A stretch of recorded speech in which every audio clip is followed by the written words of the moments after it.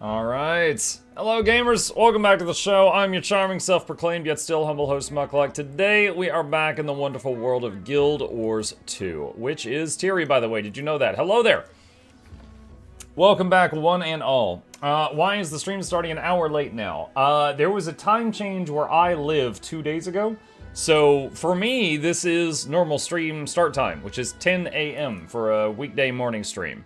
But for some of you, it may be an hour off from how it was, because of that. So, yeah, the spring forward, fall backward. So, I guess for those of you who didn't have a time change recently, I guess I'm an hour late. Muck no challenge on Tuesday. Not for now. Got some other stuff I want to work on. If, I'm assuming you mean craft lock. So, not for the moment. For now, just gonna get all that free money sitting on the ground in the homestead, and we're gonna go from there.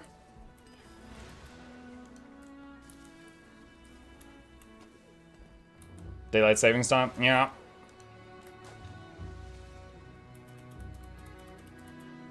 How did Craftlock go? Beat Claw Island Part 1.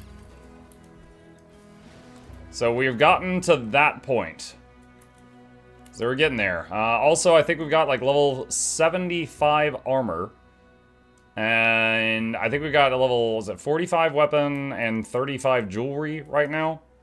So we're getting there. We're getting there. Might you ever get the enchanted chest, by the way, for the homestead? I did not, no. Everyone lives, right? Good. Yeah, and no one important died. Exactly. It's crazy how much you get from a full homestead instance. I'm just missing the bauble thingy. Yep. This is where most of the money comes from, and I do giveaways every week. This bug. Sometimes I zone in here and I can't interact with the nodes, and I have to wait a minute. It usually fixes itself within like a minute. No, the enchanted chest I have not ever gotten. As far as I know, it cost a considerable amount of money to get that. What does that give daily? Some random items. But it's extremely expensive to get it, and it's the only node that you can't use from someone else's home instance unless you also have the achievement. At which point you might as well use it from your own, so you can't really share that node. Not like really. Hey MuklukYoutube, how you doing? What's up, Highbreaker? We're just getting started. Hey MuklukYoutube, hello Velmore. It is standard time now. Why it takes up the majority of the year? I don't know. I'm happy with the time change because now my evening stream starts right when the daily reset happens. No more derping around for an hour waiting on the daily reset to happen. So it's now synced up with Guild Wars 2. Hey guys, fresh players. Is there any way to improve the game's performance? I mean, improve some FPS or anything. Thanks to the help. What's up, Patilla? It is an older game at this point, but if you go into the general options and go to the graphics settings, there's a few things in here that have a lot of weight on them. If you turn reflections to none, that helps considerably. You could turn shadows down if that's bothering you. And also, character model limit. This is basically how many people around you are being loaded in with, like, every bit of their fashion. If I'm with a big crowd of people and it starts to, like, lose FPS, the first thing I turn down is character model limit, and it makes a big difference. If you're on your own and no one's around you, that one's not going to make a difference, though. Are home instance nodes worth investing in? If you are playing the game very long term, they pay for themselves, but it takes time. But as you can see, I'm getting lots of free stuff right now from nodes, so I have no regrets that I did it. But if you ever want to farm a home instance or a homestead and you don't want to invest in the stuff, you can just use somebody else's. New player here, do you know where I should start story-wise? I'm on Path of Fire now, but I'm not sure where to go after that. If you're just trying to do the story, just do it in order. Assuming you have all the content, just go to the story journal. And there's the order right there. So, base game, Living World Season 1 and 2, Heart of Thorns, Living World Season 3, Path of Fire, Season 4, Iceberg Saga, Just do it in order. Now, if you want to skip around, you can. There's nothing stopping you from skipping around. But the story will make the most sense, and it's the most enjoyable if you just play it in order. Muck, what's the plan for today? Right now I'm going to get all this money off the ground. Then, probably going to learn another one of the new builds. So like Evoker or something, I don't know. Hang on. Chip just came in. Hey, what's up? He just jumped up here and laid down. Did you say Ellie? Maybe. We'll see.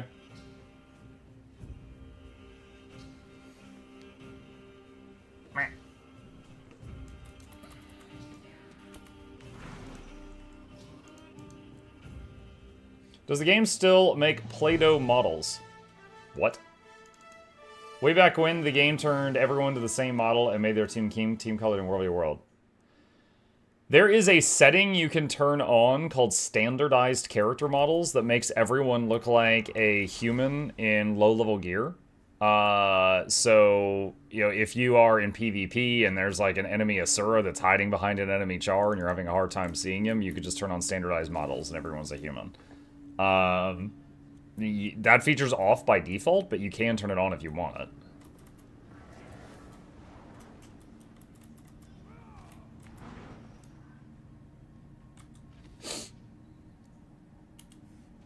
Alright, deposit all that. Mike, do you think we'll get new guild halls anytime in the future? It's possible. The last one that they released was an End of Dragons, which was just a few years ago. So, yeah, it's possible. Mike, I was wondering if the new Elite Spec Ritualist could have a low-intensity build. I get the impression that you can't avoid keyboard slamming with that one. It's pretty straightforward. There is... I would say not low intensity in terms of like number of button presses, but low intensity in terms of the number of keys you're using. Mr. Mystic on YouTube has a build that doesn't even weapon swap. It's just like Greatsword and the Ritualist Shroud, and he can get to like 47k DPS. So if you want someone to copy, Mr. Mystic on YouTube has that. Is today EU server day? Whenever I stream Guild Wars 2 in the mornings on my main account, I'm usually on EU, because it's livelier. And if I stream Guild Wars 2 in the evenings on my main account, I'm on NA. So right now I'm on EU.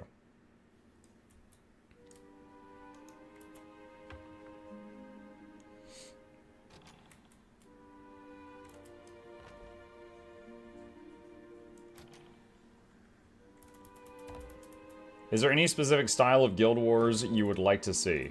Oh wait, sorry, I misread that. Guild Hall. No, I'm happy with the current Guild Halls. I don't really care about that. But if they, I mean, could they make more? Yeah, it's absolutely possible, because they made a new one just a couple years ago. Hey Mike, I'm so lost on how I earn gold by just doing meta events. I mean, any meta event you do will get you some items and some coin. And you can sell the items or salvage them or whatever. So, you know, is it the best way to earn gold? Like, I'm not saying that, but it's a way to earn gold. Basamut, thank you for the prime. Appreciate that.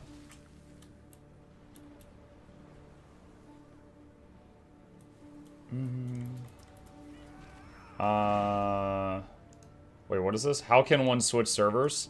If you go to the character login screen, there's a button, it's right behind me, and it says region selection, and then you can choose. Now, a normal player can only, like, they have to pay gems to swap region. They might get one free swap if they have a fully paid for account. ArenaNet partners are able to swap anytime they wish to, as long as they don't abuse it. Which is what I have. Hey, Mugga Chat. Hi, Tier King.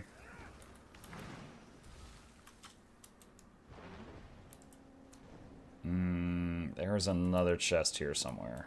There it is.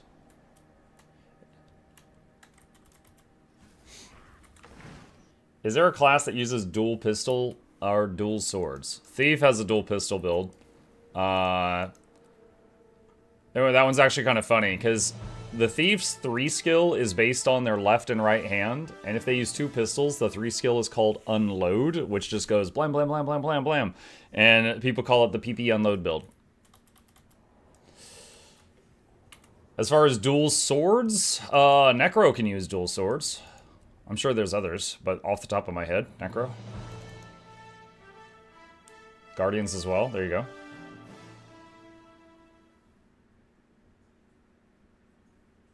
Willbender, Renegade.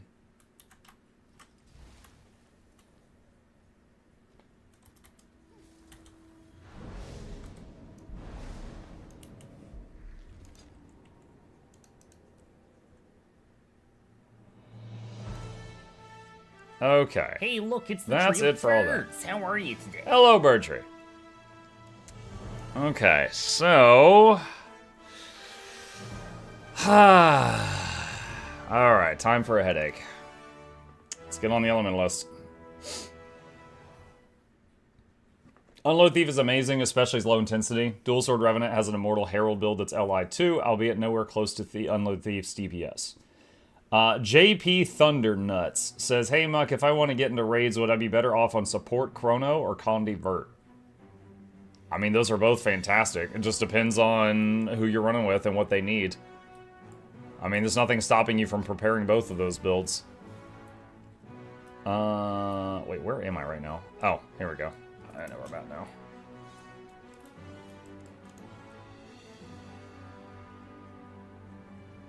now. So I sent maybe like 5 players to the My Tyrion Therapy video this morning, right when my internet DC, so hopefully you got some people that watched. I didn't realize if I threw a Mukluk name around that people might not like you. But I was wait, what? But I was lucky, and the 5 people that were talking said I look like Muck, so there's your ego boost for the day. I mean, everybody, like, when it comes to content creators, people will have an opinion, right? And that's fine. Like, if I say, hey, like, and I'm not actually saying this, but if I just, like, name a character, a creator, like, Wooden Potatoes, Mighty Teapot, Loranity, Lord Hyzen, if I just name one of them and say, do you like this person? There's going to be people in chat that say no, right? I would say, you know, probably most of them be fine with it, but there's going to be people that say no, no matter what name I say.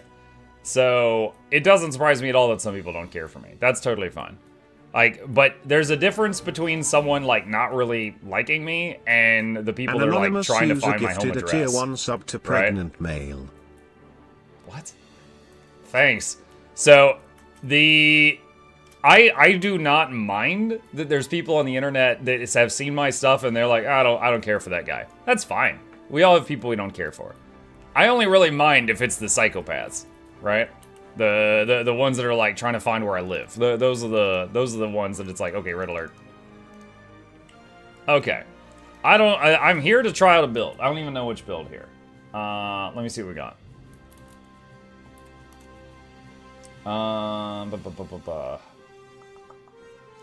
Let's see. Raids, Emily. Let's see what we got. Where is Evoker? Control F Evoker. Alright, Heal the Lack Otter Evoker. Okay. And does Guild Gen have one? Let's see. The ones who know where you live and already sent the squad, and by squad I mean 14 pounds of butter. Oh my god. Let's see.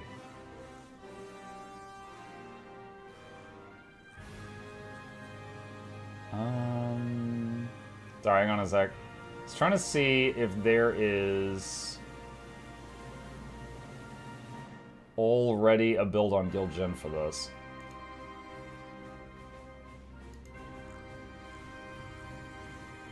Let's see, Elementalist, okay, no, they don't. Alright, so Guild Gen doesn't have Evoker healer guides yet. Alright. Let's see. Do I have enough hero points? I have 0 hero points. Oh no! Well, that changes things. Maybe I should do something else first. Hang on a second. How many hero points does my engineer have? Forget the Ellie. Delete the Ellie. Use World v World. I did that the last 5 times I needed hero points. I don't know how much World v World currency I have left. I don't think I have a lot. Copper. Ah, Heiny off. I saw it right when it happened. Dang it. Okay, this one's fine. Alright, amalgam's unlocked. Okay. So... isn't there a support amalgam? Let me see. Raids, engineer. Control F, amalg. Heal Alack Amalgam is on Snowcrows. Alright. Let's see what we got here.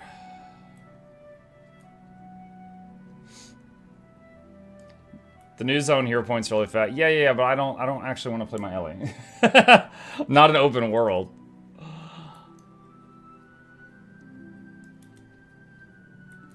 Okay. Let's see. Right over here. Alright, so equipment. What do we got? Short bow. Oh my god, short bow. Alright. Harrier's gear mostly, with Rune of the Monk. Okay. Oh, actually, hang on a second. Hang on a second.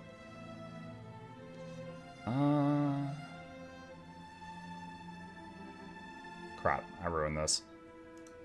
This is not the right build that I wanted to tamper with. What was on this weapon?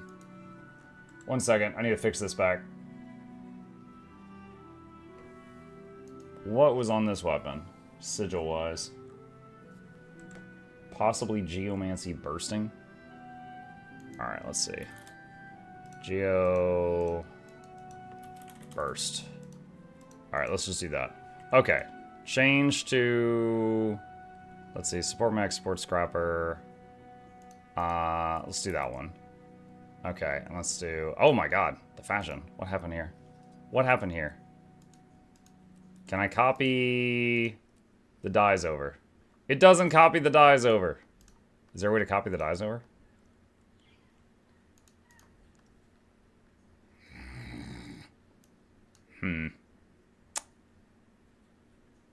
Alright, forget it. I'll just override support scrapper.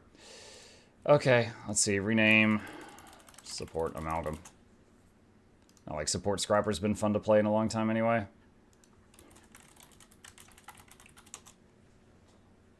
Okay, so let's try this again. Alright, Harriers for all armor. Looks like that might already be set. Harriers for everything here. Maybe givers on a couple of pieces. And do and do and do. Okay. And short bow. Let's see. Crap, I didn't tab out. Alright, heal Alack Amalgam raid build. They're using transference and paralyzation on a short bow. Let's see. That's already on there. Okay. Relic of the Midnight King. I've already got that equipped too. This is not that different from what it was before. Alright, and we got Alchemy. Boom, boom, boom. Let's see. Last time I was using Comeback Cure, grant regen when you remove a condition. They're using Backpack Regenerator. 180 health per second with an engineering kit.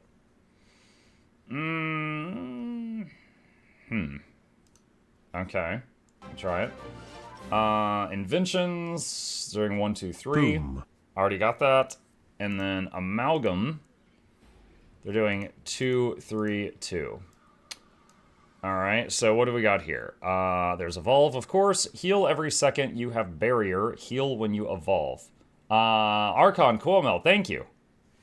Stainless Steel, convert conditions to boons when you use a stance or evolve. Hardened Chrome, morph skills, and evolving grant protection to yourself. Gain Vitality, gain Barrier when you use a morph skill. Trying out Support Amalgam, yes. Amalgam skills inflict poison. Disabling an enemy reduces cooldown of Evolve. Evolve no longer inherits bonuses from strains. Morph skills grant their strain bonuses. Okay. Using a morph skill increases your damage for a duration. Morph skills grant boons to allies. Grant an additional boon based on which morph skill was used. And I see Alacrity is on there along with Might. Symbiotic Synergy. Evolve reduces morph skills cooldown. Evolve is 2 charges. Okay. Alright. And which morph things? All morphs will grant group Alacrity when used. Select specific ones depending on the encounter. Defensive Protocol Thorns has stability. Okay. Defensive Protocol Cleanse has Aegis, instant cast, and cleanses conditions for self.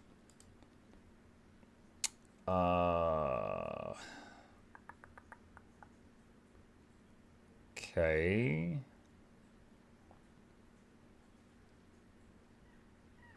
There it is. Alright, so that's Thorns, and that's stability. Alright. Just waiting on that to wear off. Okay, and then Cleanse. That's Aegis. Okay. And Pierce stuns enemies. Triggers Relic of the Midnight King. Grants Vigor. Protect. Blocks attacks. Grants group resistance. Shred. Immobilizes target. Grants super speed. So it looks like you're going to need to constantly burn 2 morph abilities to keep Alacrity up. And then you can keep 1 in reserve for when you need it.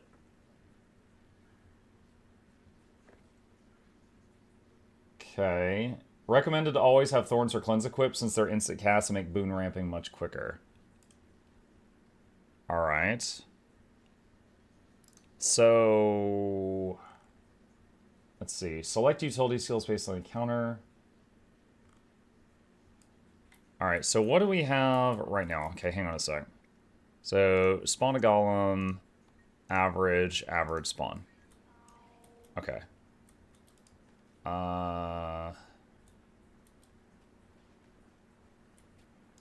So if I just do this, so dude.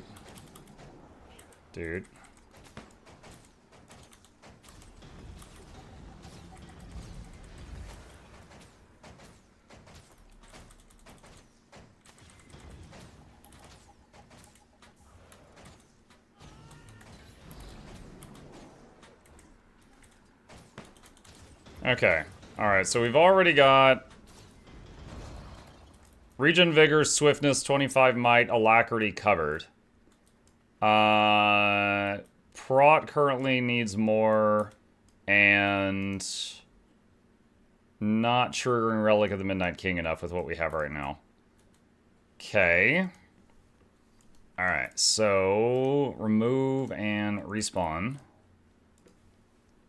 And Shred could help with Fury. Wasn't one of these a CC? That's block. Pierce has a CC on it. So Pierce has Vigor and would trigger the Relic. Okay. And what was the animation for that one? Decently long. Alright. KKKK. And does our morph even really help? Attribute increase, 10%, healing 2,000.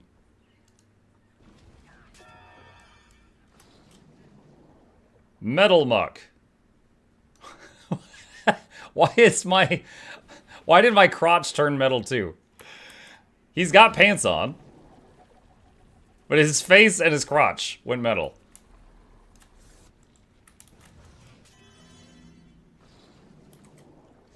I am concerned. The game is not registering my pants as pants. Okay. Let's see. Skill notes. You could do Bomb Kit for Defiance Break, Blast Finishers, AoE Pull. Solid State for Defiance Break. The skill augments all stuns for 5 seconds. Let me see. Let me read Solid State again. Outgoing stun duration increased for 5 seconds. Okay. Toolkit for Defiance, Break, Pull, and Block. Throw Mine for Boon Removal, Blast Finisher, and Defiance. Flamethrower for Knockback, Blast Finisher, Firefield. Liquid State for a Channeled Evade. Flux State for an AoE Pull. Alright. Let's see. You must cast your morph skills to upkeep Alacrity. Each grants 12 seconds. 2 of them should be cast off cooldown, and 1 can be saved for utility, such as Thorns for stability. They build a comfortable overcap. It's possible to be very flexible with their use. Might is tight. Build sources are morphs, elixir skills, essence of animated sand, and disables, triggering Relic of the Midnight King. All of these should be cast frequently to ensure the build doesn't drop stacks. Use disables often to upkeep Fury. When not using shortbow skills, visit Medkit and Elixir Gun, making sure to cast Infusion Bomb, Super Elixir, and Acid Bomb as frequently as possible. So it'd be like boop, boop, and then weapon swap to avoid the knockback.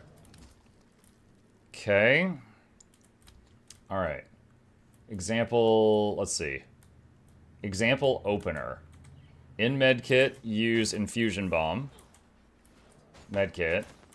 Pop 2 of these. And then blue, green, purple. And then Elixir Gun. Okay.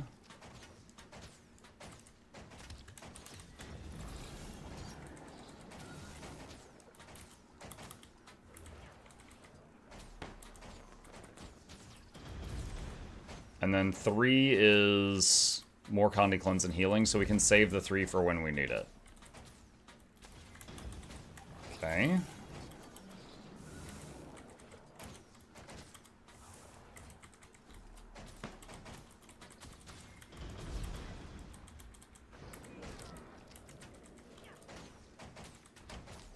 Alright, think we're getting it now.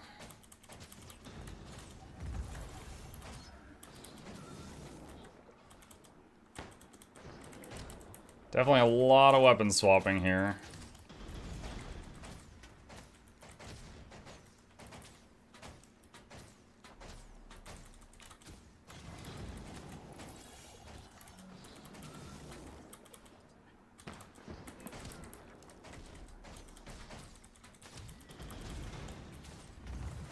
Okay, alright. So, we're keeping Prod up, occasional Aegis, Fury, Regen, Swiftness, Alacrity, Vigor, and Might. And I still have 2 utility slots open. Having to rapidly rotate between 3 weapons so far. And we still have Stability on Demand. Currently, both the moves... Yeah, currently the stuff that gives Aegis, we're kind of spamming it to give Prot. So if I needed Aegis, I'd have to delay using Liquid Wrath. Alright, so the other 2 slots. What do we want there? Let's see, that's the Evade, Plasmatic Stance, Liquid State. Solid State was just self-stability.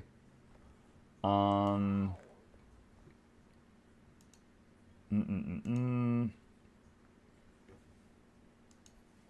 at options here. Looking at options here.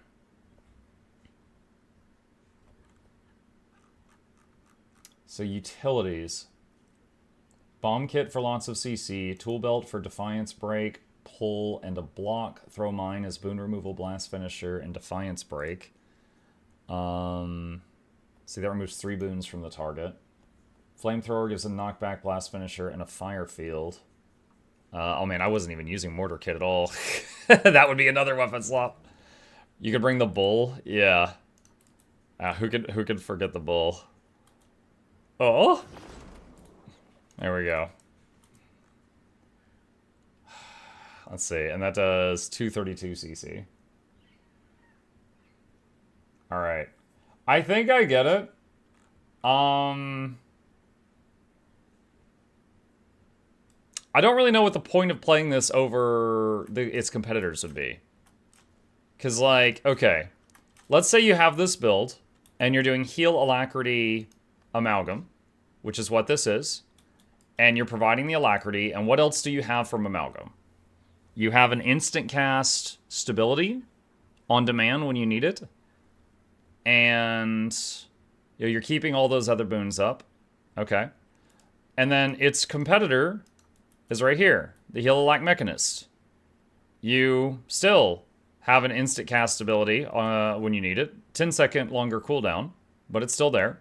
You still provide the Alacrity and all these other boons. And also you provide Barrier. And you can basically increase your whole party's max health by 50%. So, like, this is fine. I don't really get, like, why you would take it over over its competitor. The AoE pull is nice. What is its AoE pull? Is it one of the morphs?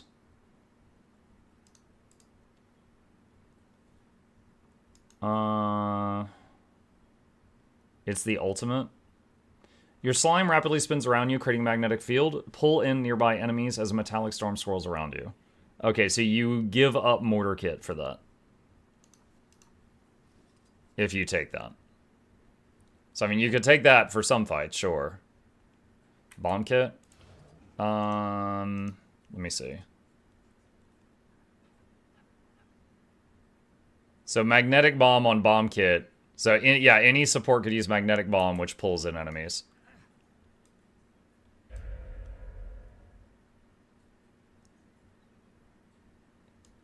We have better pulls at home, Necro Boys. And then we've also got... Yeah, 3, 4, 5 are all CC. Yeah, so if you need more CC, I guess instead of the belt thing, Bomb Kit 3, 4, 5 are all CC options. Yeah, this certainly ain't bad. It does everything you need it to do. I just I don't know why you would take it over Scrapper or Mech. Alright, so... Like, unless you just really like the flavor, I guess.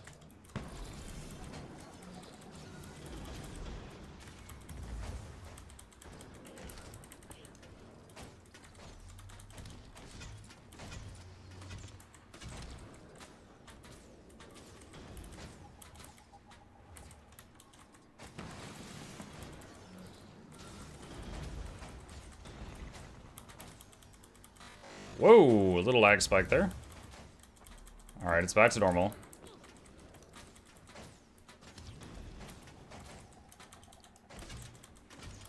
Is this Heal Lack Amalgam test? Yeah.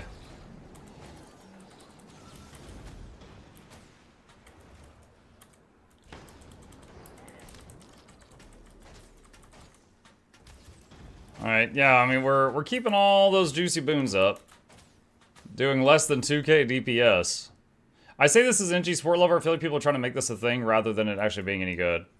Like, any engineer, even core engineer, can be a good healer because medkit is just so good. And then... But outside of that, it's like, does it provide quickness or alacrity? And can it do the essential boons? Yes, it can.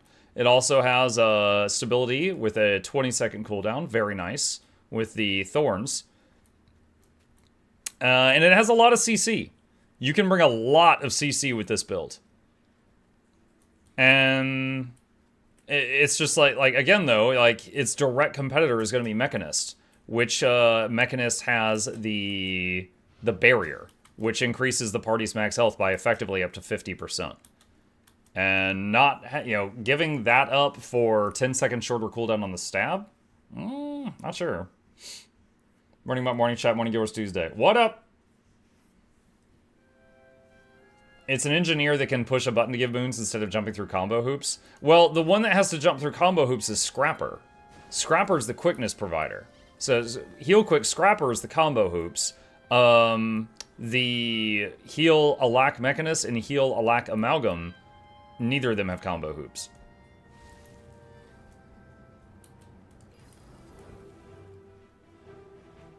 Alright though. Well, we'll try it out. You know, I want to be able to give an honest answer for it here. Try some stuff.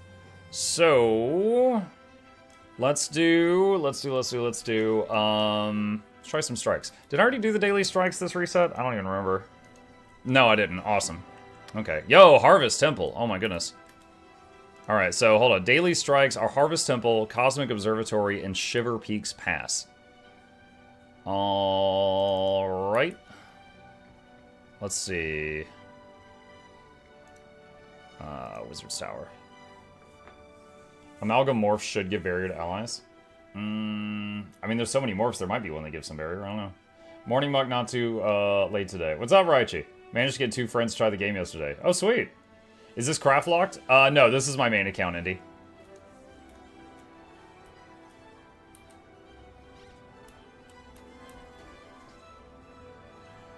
Alright, let's test the water here, chat. I'm gonna make a squad, and what I would like to do is be your healer for the daily strikes. I'm on EU. If anyone would like to join me, here's the squad join command I'm pasting in the chat right now. Let's see who might be interested here.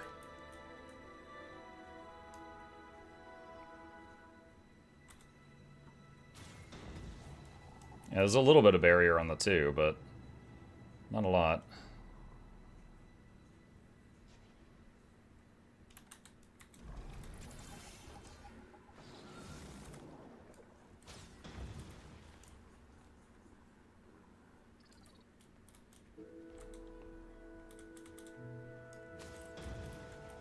Hey, is it more efficient to farm wood like hardwood blocks or do Reba and buy the wood? Did someone test things like that? What's up, Packer? In my opinion, I think it's more efficient to farm gold and whatever your favorite way to farm gold is, and then just buy whatever you need. Obviously, you know, harvest any wood that you pass by, but yeah.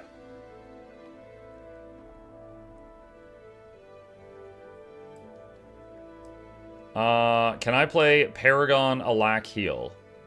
That should be fine. At this point, though, we need 2 quickness providing DPS.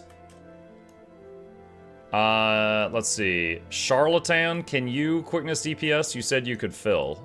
Is that okay?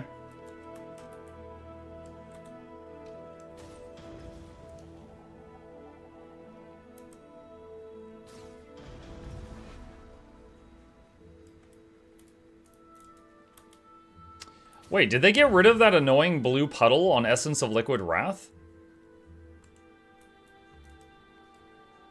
Or is that just a Wizard Tower thing? Elvin said I can okay, Elvin or Liv. Oh no, there it is. I can see it on that guy. That's weird. I'm not seeing it on my own. Well, I thought they did it. Alright, Elvin said they can quick DPS. Okay. So we need 1 more person, and if everyone in group 1 could go just pure DPS, that would be perfect. Nice haircut, Mug. Oh, thank you. What are you doing? Trying out Heal Amalgam. Already kind of sus about it, but we'll see.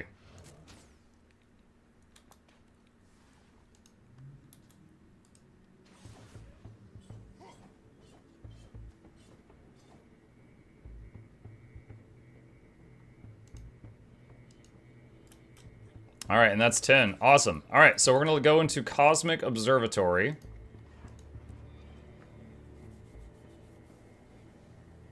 Dagda. Dagda, you usually bring a projectile block. Do I have access to an AoE projectile block or reflect? I don't know if I do. Does Amalgam have one?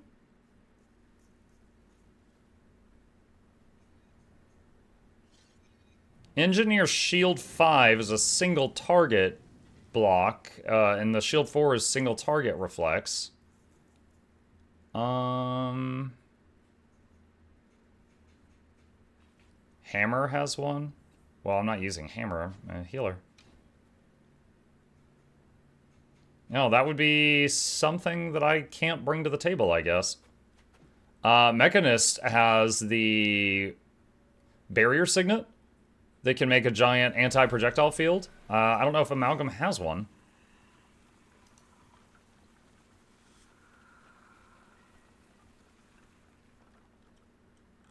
Okay. All right, let me put everybody into some groups here.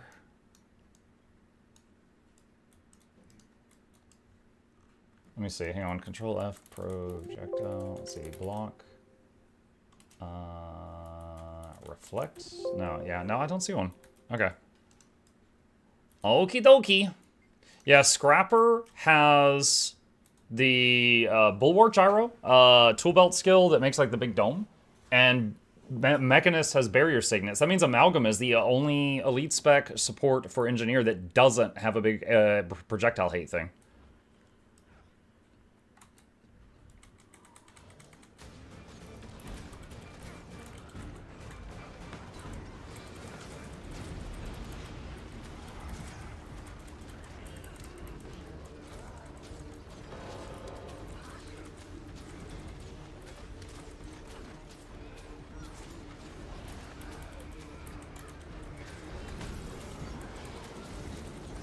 Whoa, who is making that thing go all over the place?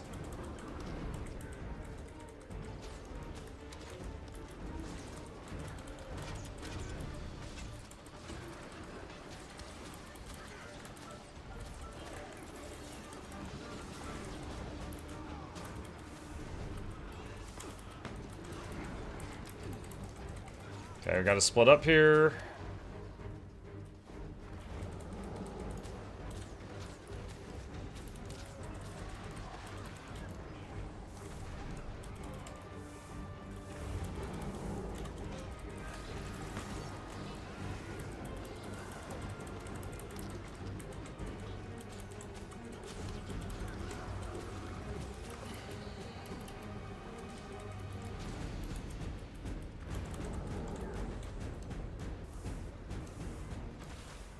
Spritz! Go medkit!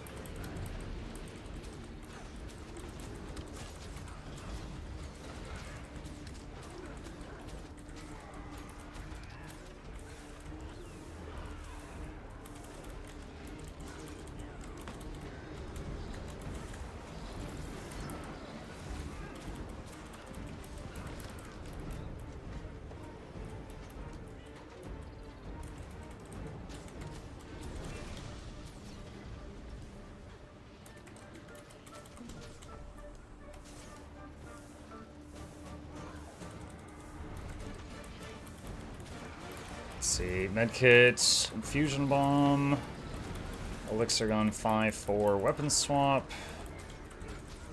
short bow.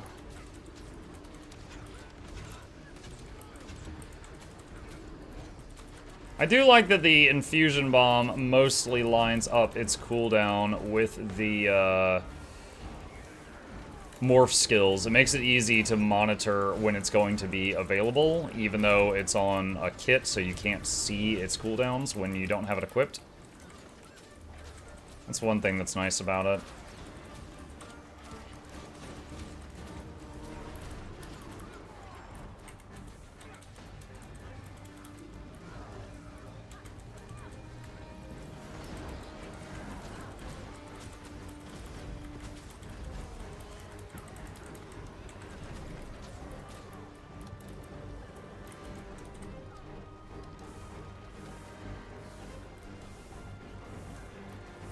I'm just holding down the one key on medkit just to spritz everybody.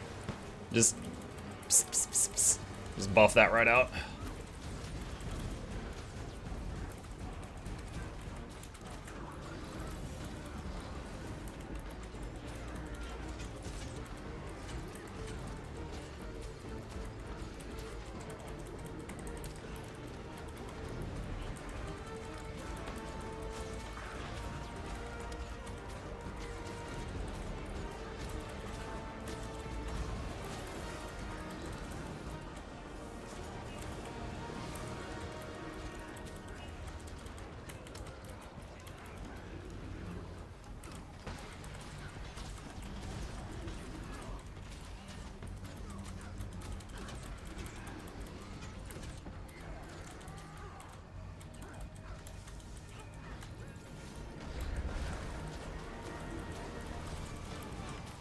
Mentioned it before, but one good thing about it is it does have a lot of CC available to it. I don't know that it's any more than Mechanist, but compared to some supports, it does have a lot of CC. Okay. Trust issues became shiny. No, it's not trust issues. Okay, so next up, the next daily is Harvest Temple. Woo! So very spicy for pugs. So, heading over to Arborstone.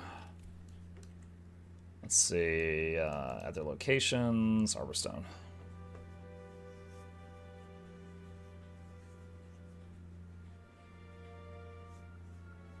Muck making guides. This would be closer to an episode of I Tried. But I did write half the script for the guide for Salacamorpha yesterday, the new rebreather. Did Internet change something important in the code for VOE? After the launch, I get 3 crashes a day. Guild Wars 2 never crashed for me before that. I don't know. I have had 1 crash since the launch. Not sure about that, though.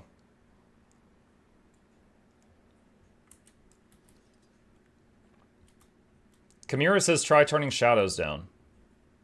That, I mean, okay, that is one thing they changed, is if you've got shadows on high or ultra, the new shadow tech kicks in, which is like really high def. So, but if you have your shadows on low, then it doesn't kick in. So maybe that's it. And that goes for anybody. That only affects you if your shadows are on high, so you can turn that down if you need to. Where do I port? Slash Squaw, Arbor, Stone, and EOD. Requires End of Druids.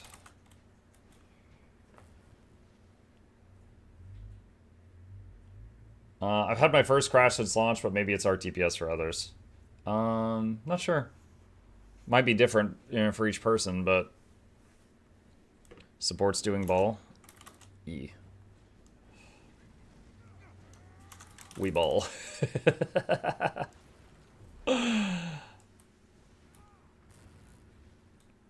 Like, I play Guild Wars 2 on max settings because of GFN.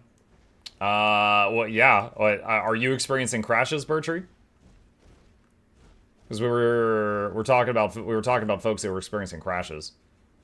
Hey there, newish player here. How easy is it to play the new Evoker class? What's up, Diagon?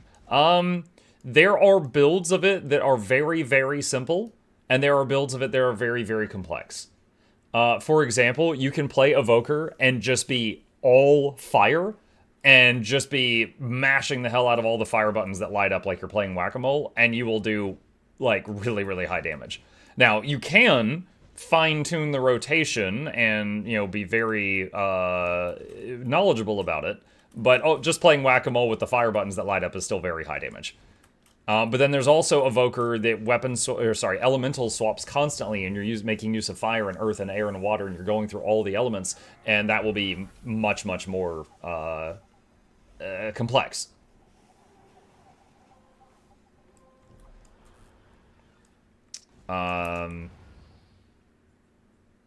Okay. Alright. Okay, hang on. I'll get in Discord if you want to listen to me in real time and talk us through it. Not required, only if you want. Okay, hang on, guys. Let me... Okay, I'm in the Commander channel. If anybody in the squad wants to hear me in real time, I'll just narrate us through the fights and try to get us through this in a one-shot. Not required, but I'm there if you want it. How's the Ritualist so far in that squad? Wait, what? Oh, Crimson Reaper? Oh, they're doing good. They're third on damage on the last fight. Okay. Let's see.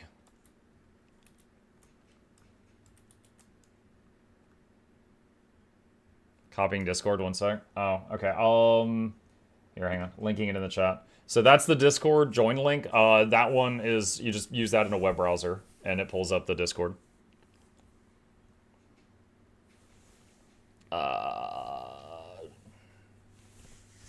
The fight is going to begin in about 5 seconds. Alright, over narration, here we go. DPS, get to north, south, east, and west. Kill the little ads that spawn. The 2 supports will push the marble in the center of the room. DPS, don't push the marble. Let us handle that. That way we don't get it, you know, going with too much momentum. Alright, here we go.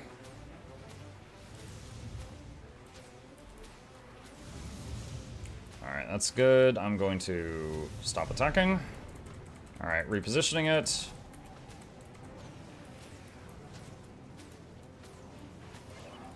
It's going to spot 2 out of 3. Alright, it's approaching the 3rd spot, after which we will need to CC it. Prepare to CC the marble.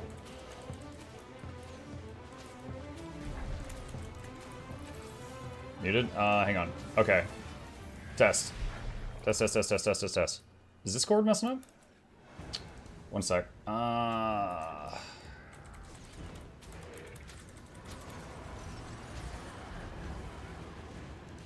Oh. I see the problem. Just a moment. It's because of my dual PC setup. Okay. Test.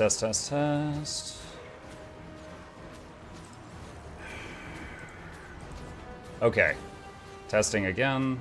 Dude, it is not working. Alright.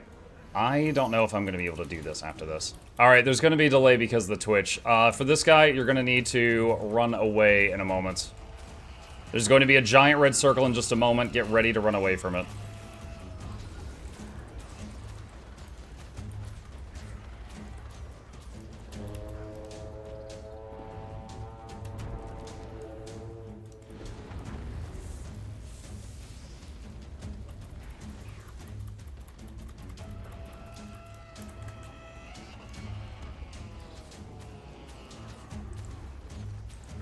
Okay, testing. Okay, they should be able to hear me on Discord now. Oh man, that was a nightmare.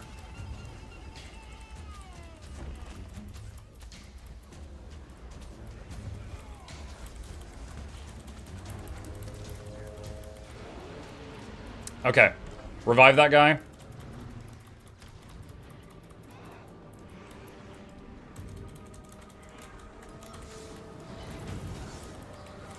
Okay, just kill all these devourers. Stay between the beams. Kill the last devourer. And then we're going to move to the right. Okay? So from now on, just keep moving to either the right or the middle, wherever the last beam was. Run those circles out.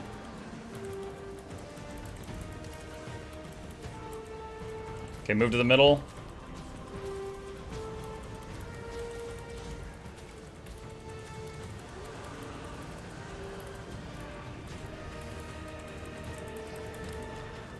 It's gonna die in a second. Okay, gotta move over here and kill the big guy that spawns.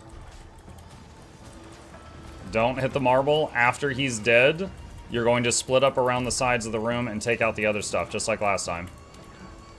Alright, the 2 supports only are on the marble.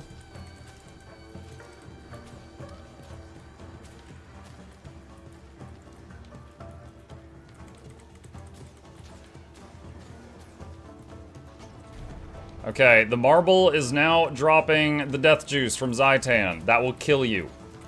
That is the lethal Mountain Dew. Do not run through those puddles. Do not touch them. Go around them no matter how long it takes if you have to pass by. Get ready to CC. CC.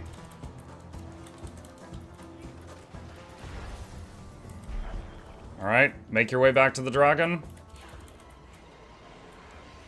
Okay, remember that when we have to split up, you're going to have to jump over 3 shockwaves.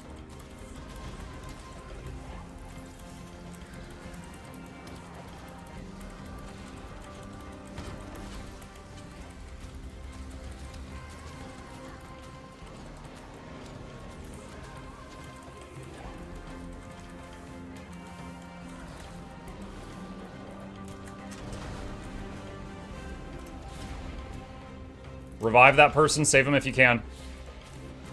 Revive teammates, revive teammates.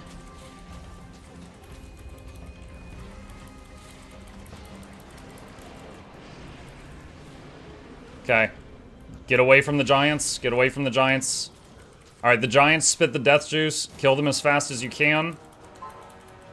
But watch out for the death juice. One downstate. Save them if you're near them, please.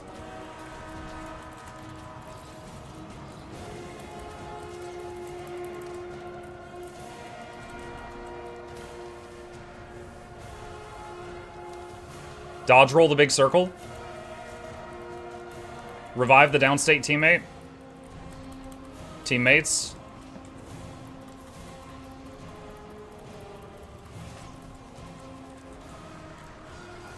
We got one more giant we need to kill, y'all. Okay, it's down. Alright, so now we're on the dragon.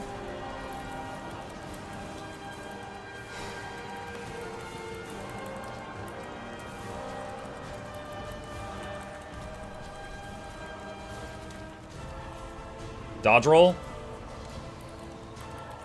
Spread. Split up, split up, split up. Alright, stack again.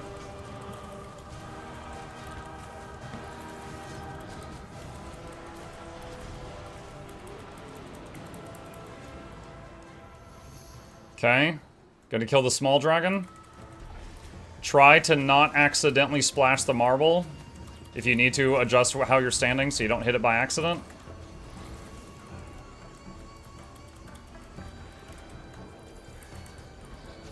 Okay, supports, push the marble. DPS, go to the 4 spawn points for the little sludges and kill those.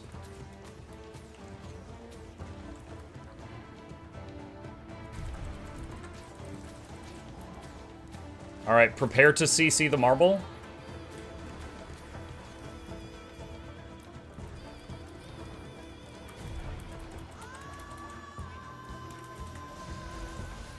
Okay, back to the boss.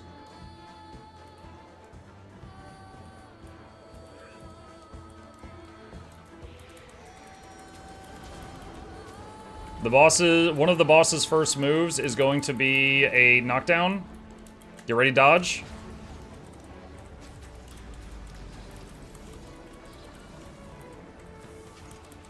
Split up.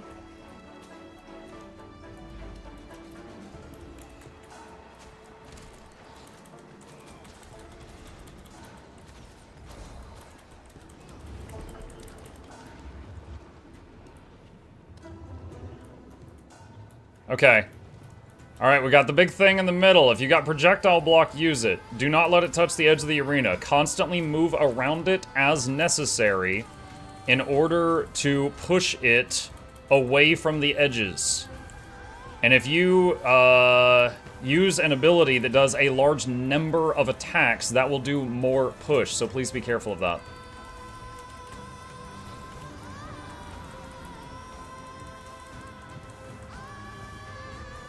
That was very good, actually. Nice job. Usually that goes way longer in pugs.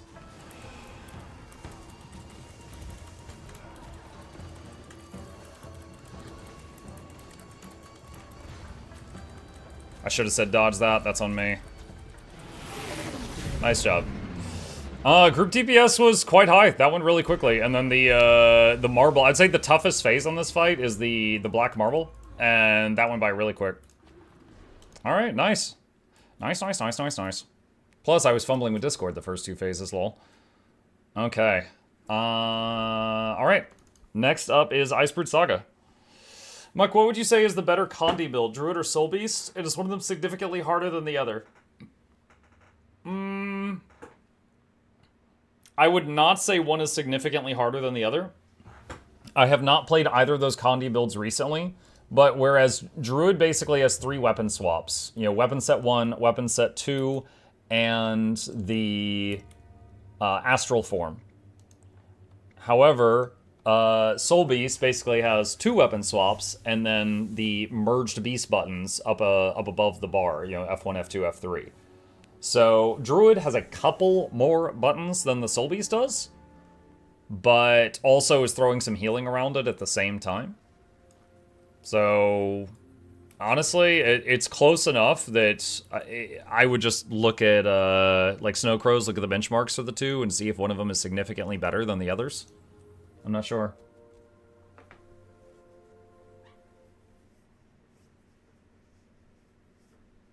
Is shortbow for NG good now? Heard it was bad when it came out.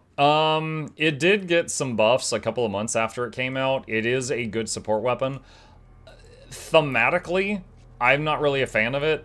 Like, just the idea of the guy that has, like, you know, a mortar kit and a flamethrower, and he's like, oh, you know what's an upgrade? A stick and a string. Like, it seems kind of stupid to me that he has a short bow, but I can't argue the fact that the short bow is a very solid support weapon. On par or possibly better than the mace shield option.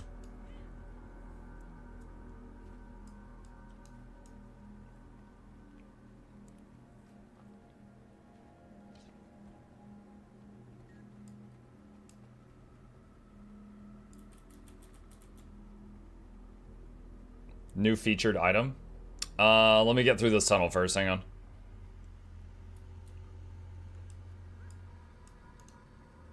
Looking at Ulfgar in our group, I feel like he's probably cold.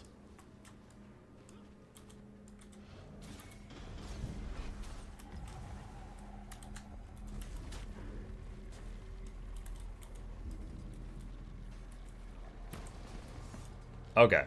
New featured item. What do we got?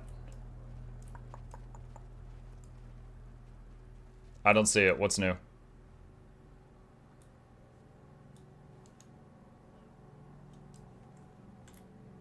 What's the new thing?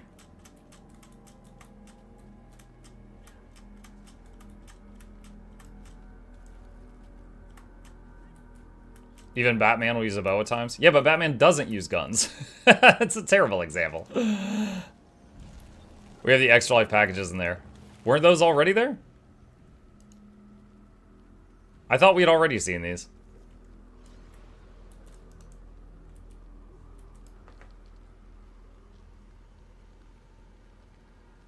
Is that support amalgam? Yeah, I was trying it out. Is everybody here? No. Last two people, please just teleport to us. You can just click on the teleporter thing under us. An anonymous user gifted a tier 1 sub to Plunderstorm Grind. I haven't played Plunderstorm in a bit. It was fun, though.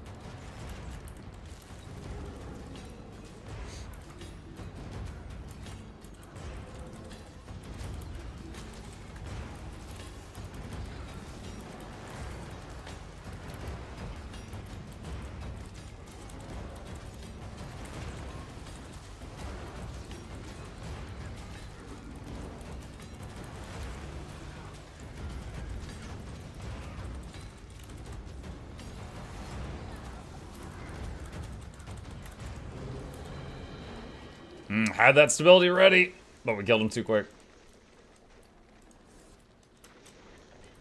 Alright.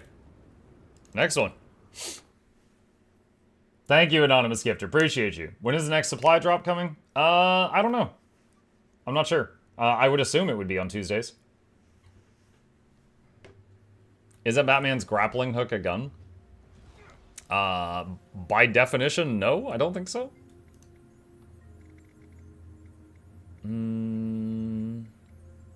Frenier.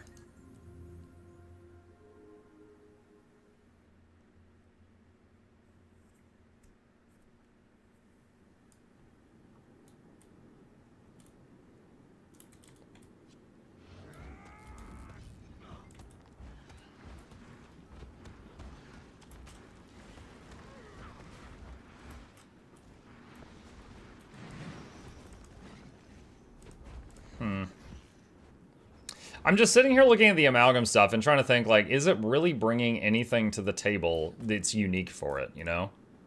Like, Mechanist had the mech and barrier, and Scrapper had the Function gyro that can go out and revive people. Both of those two have projectile blocks. I feel like support amalgam works. It just doesn't seem to bring anything special, unique to itself.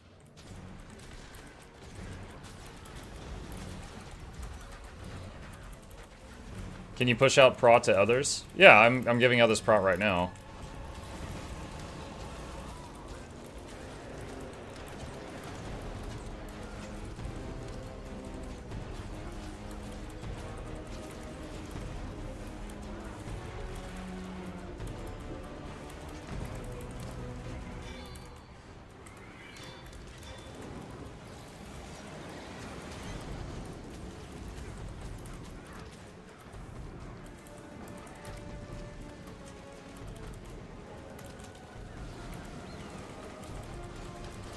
I just realized I haven't even been using Morph, like, or Evolve. Because it's just like, for this build, it's like whatever. Like, it's a small stat increase and that's it.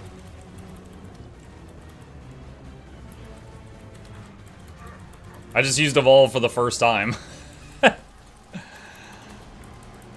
It's like the key thing for the class.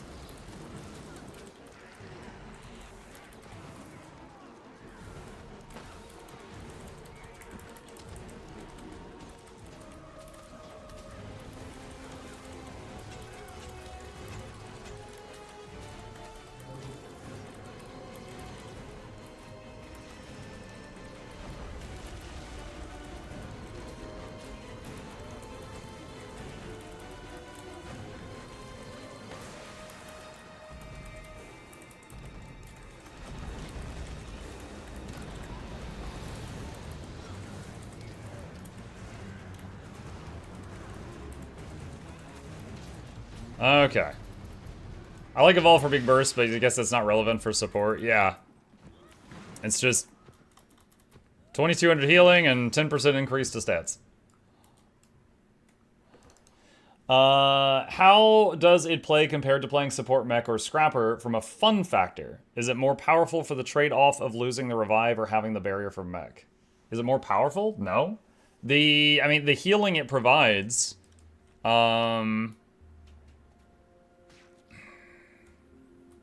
I don't... Does this barrier hit other people? Hang on. Hold on. Let's stand next to this person. No, the barrier is self only. More powerful? No. Is that the healing it does is pretty much the same as the others, because it's using medkit, it's using elixir gun. It's using the same tools to do healing, and it will have a hair more healing power than the others when you're in the evolved state. But that's for 8 seconds out of every 40 if you're hitting it when it lights up.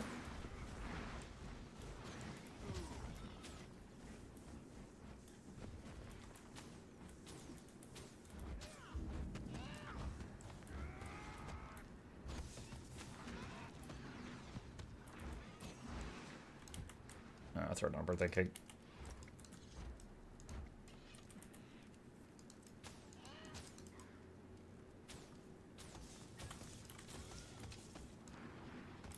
So what I'm hearing is there isn't really a reason to play it over the other two unless you really like it. That's kind of how I feel so far.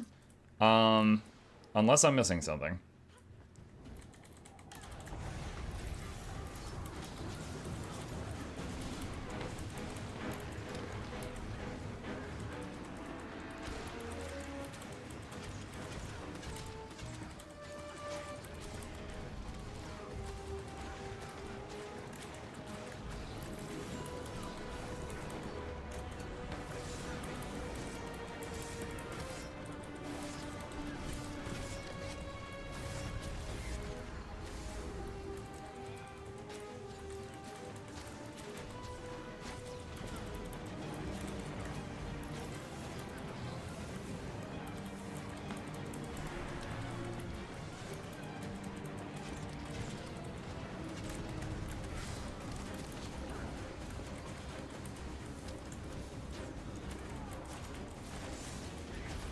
Don't run around them in circles, just stay on one side, it's easier to heal.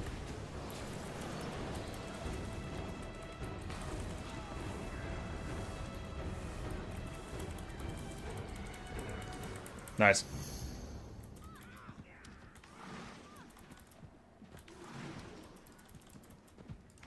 Like, the only thing I could think of is, like, if you need an AoE pull, you could use Flux State, but even that's a 360 pull. Necro pull's like 1200? So, even that just doesn't seem like a great reason. Look, I'm still struggling with Skinner. Step left is hard for my puny DPS brain. What do?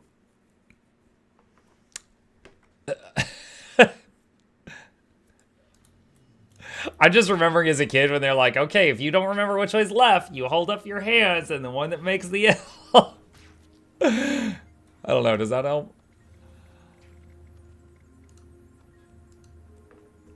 Hey, I have a question. Is there a viable or possible support build for Elementalist that also has decent damage with Dagger as a possibility? That's a lot of hoops. Support build that also does damage. Okay. I don't know. And Dagger? Most support builds for LE use either something with Warhorn, and Dagger might be a possibility, or they use Staff.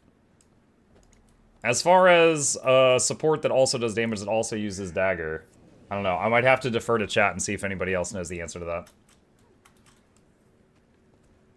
Rexy on YouTube says Celestial Tempest. Still in queue on Twitch says Oromancer.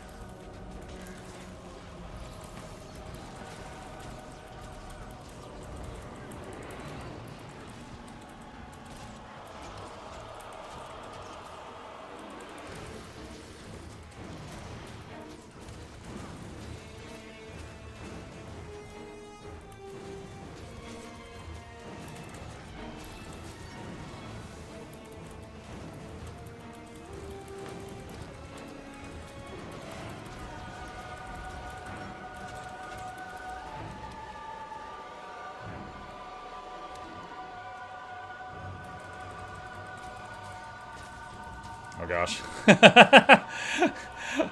That's certainly a downside.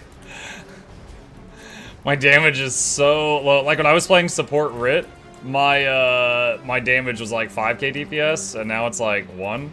So it's taken me forever to kill my little clone in that room.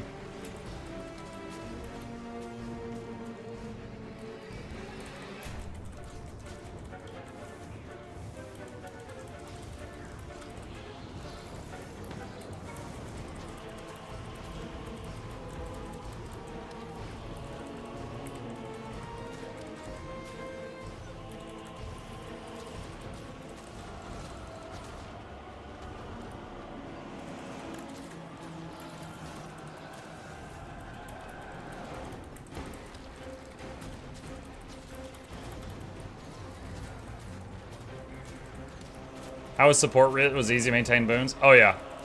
Yeah, support Rit felt great. Oh, shoot. I'm trying to get the chain off of this guy. Someone else has to res him. I'm trying to move a chain away. Okay, good save, good save, good save.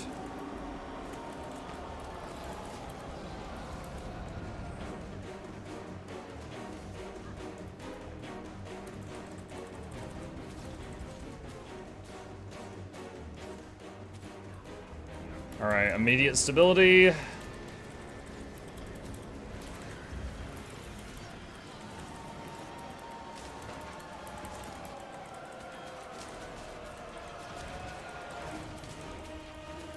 I've got a chain, I'm moving it. I'm trying to move it, I'm trying to find an opening. There we go, good.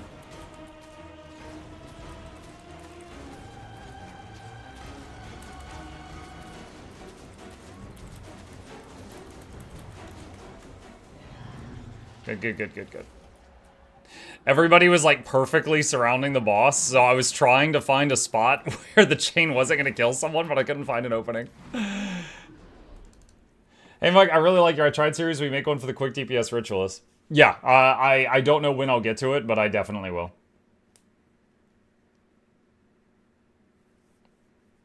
Yeah, support Rit was easy to maintain boons, had good utilities, and also had, it was like 5k DPS while supporting, which is high for a support. Alright, Bone Skinner.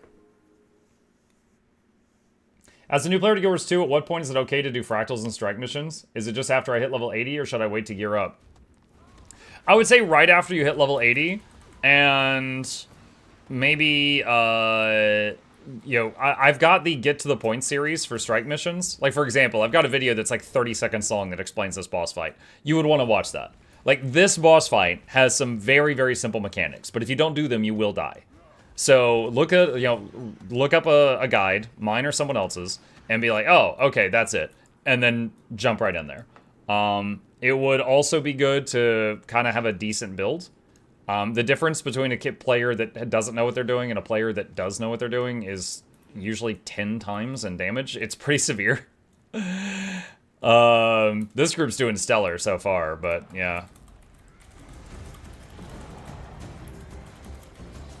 Okay, we're moving.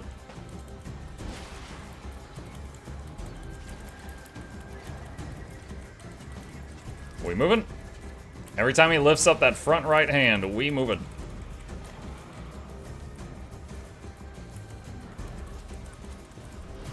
Res if you can. I don't know if we can save him.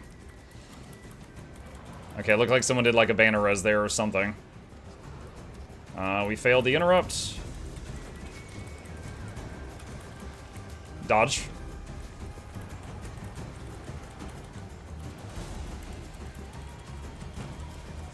Move. Move.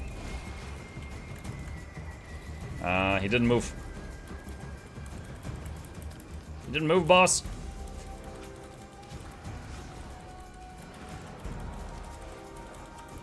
Revive if you can. Don't die for it, just get him if you can.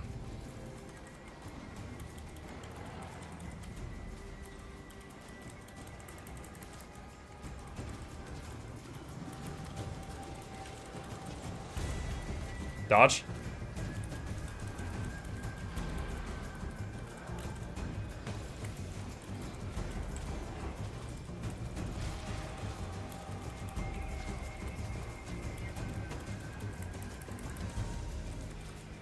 Dodge. Revive if you can.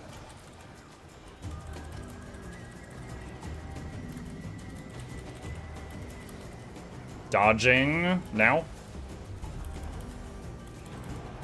Move, move, move.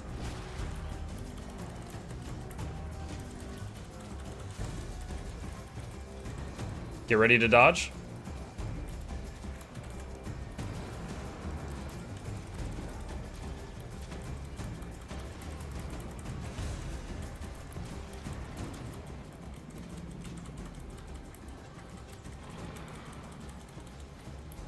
Nice. Okay. Yeah, I definitely feel like in terms of healing output, just numbers, this does more than enough. The only people that went down were the ones that got, like, they didn't move out of puddles fast enough. But GG, thanks for the run, Strike Group. Appreciate that. How much longer on drops? Drops ended Sunday night. They went for 5 days. They ended Sunday. End of day Sunday. Has anyone told you about the trailer for Warhammer Survivors? No, Charmon, no one has. Feel free to send me a link to it. All right, I'm gonna leave that Discord channel. Yeah, so this makes me look stupid. During the strike, when I was like, you could join me on Discord if you want to hear me, I opened Discord on my gaming PC. I just recently went to a dual PC streaming setup, and I opened Discord on the gaming PC. My microphone is plugged into my streaming PC. So, of course, they couldn't hear anything, because there was no microphone plugged in. And so, you know, it took me like a minute to realize what was happening because of the new setup. No Dragonstorm? Oh no, maybe later. Sorry, I was talking, I wasn't thinking about that. Alright. Let's see. If you're gonna start with quick play fractals, learn the difference before switching to regular, that's significantly changed. Charmon sent me a video. Okay, hold on. How long is this? Ah. Wait. Hang on, let's see. Spilling Nuln oil is a power-up getting too real for me. What an unexpected but perfect combination. That looks silly. Yeah, I'd dabble in it. I'd play it a bit. And knowing the Vampire Survivors guy, it's probably going to be like $5 or something. Okay. Let's head over here. All right. So, it's time, chat. So, what I'm going to do now, for those that might be new to my channel, I have a series I do called I Tried. And it's lightly edited, it's pretty simple, it's pretty off the cuff, and essentially what I am going to do is record a video with my thoughts on this build after having played it for the last few hours. So what I'm going to do here is I'm going to give myself quickness just to simulate being grouped with someone that's giving me quickness using the console, and then I've got a dummy here.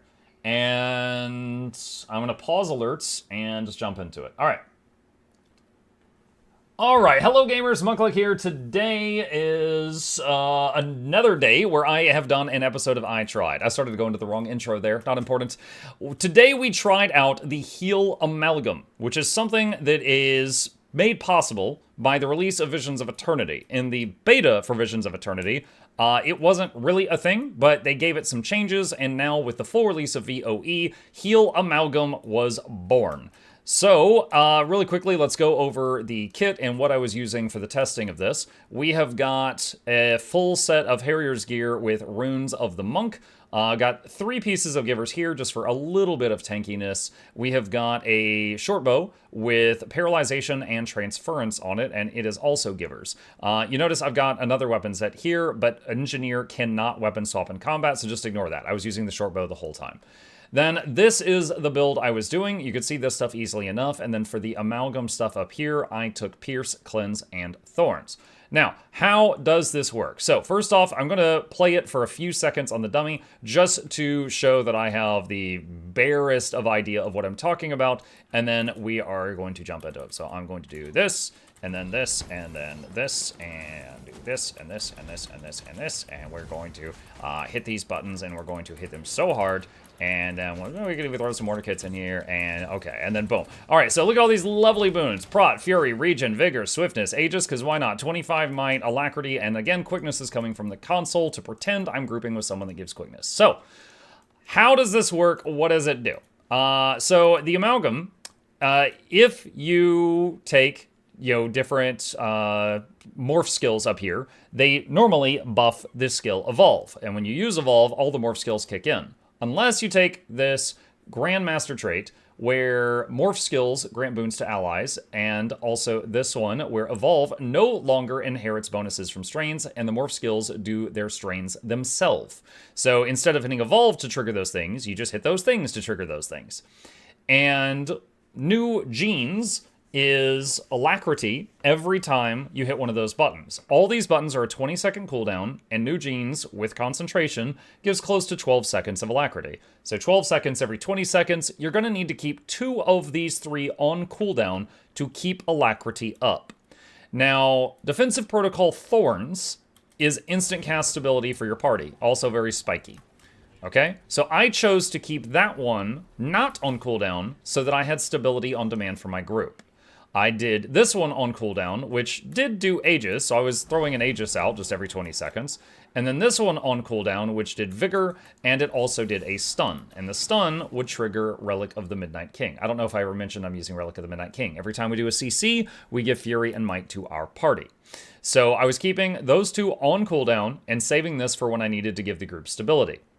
In Shortbow, I was keeping the 4, 2, and 5 on cooldown. The 4 helps with prot uptime. The 2 helps with might uptime and does some barrier. And the 5 is a CC, which would trigger Relic of the Midnight King. The 3 I would save if I needed to do a bunch of healing or condition cleanse. Going to Medkit, we want to keep the 5 on cooldown. It does Swiftness, Vigor, and Regen on the party. It's just a buff bomb. It has the exact same cooldown as the 2 defensive protocols. So I would typically do those and immediately swap to medkit and do the 5, and I would know that right after doing those, the 5 would be available again. I would just sync those up. Then I would go to elixir gun, and you want to keep the 5 and the 4 on cooldown. The 5 helps with might and does healing and cleansing in an area. The 4 helps with might and does damage in an area. Really quick engineer tip. When you use the 4, it sends you flying backwards. If you hit weapon swap, it stops your backward movement. I don't know why, but if you do this, see, I hit weapon swap. Did you notice I was arcing and then I just went straight down? I hit weapon swap right there. So you can do 5-4 weapon swap and immediately just drop to the ground and not go flying really far away from your group. Then we've got some flex slots here.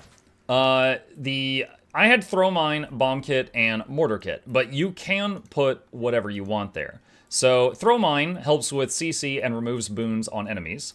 Bomb kit, the 3, 4, and 5 are all CC, and the 4 is an AoE pull. I never really had to use it for that today, but it's a big magnet and it pulls things together. So if I needed to CC, I could use like throw mine, bomb kit, 3, 4, 5, and it was a lot of CC. Mortar kit, the 5 is another healing option. This is a healing field, and then of course, the mortar kit has tons of fields that you can play with. So if you were ever idle, you could just go mortar kit and just start firing fields like crazy. But again, it's important to note these 2 are flexible.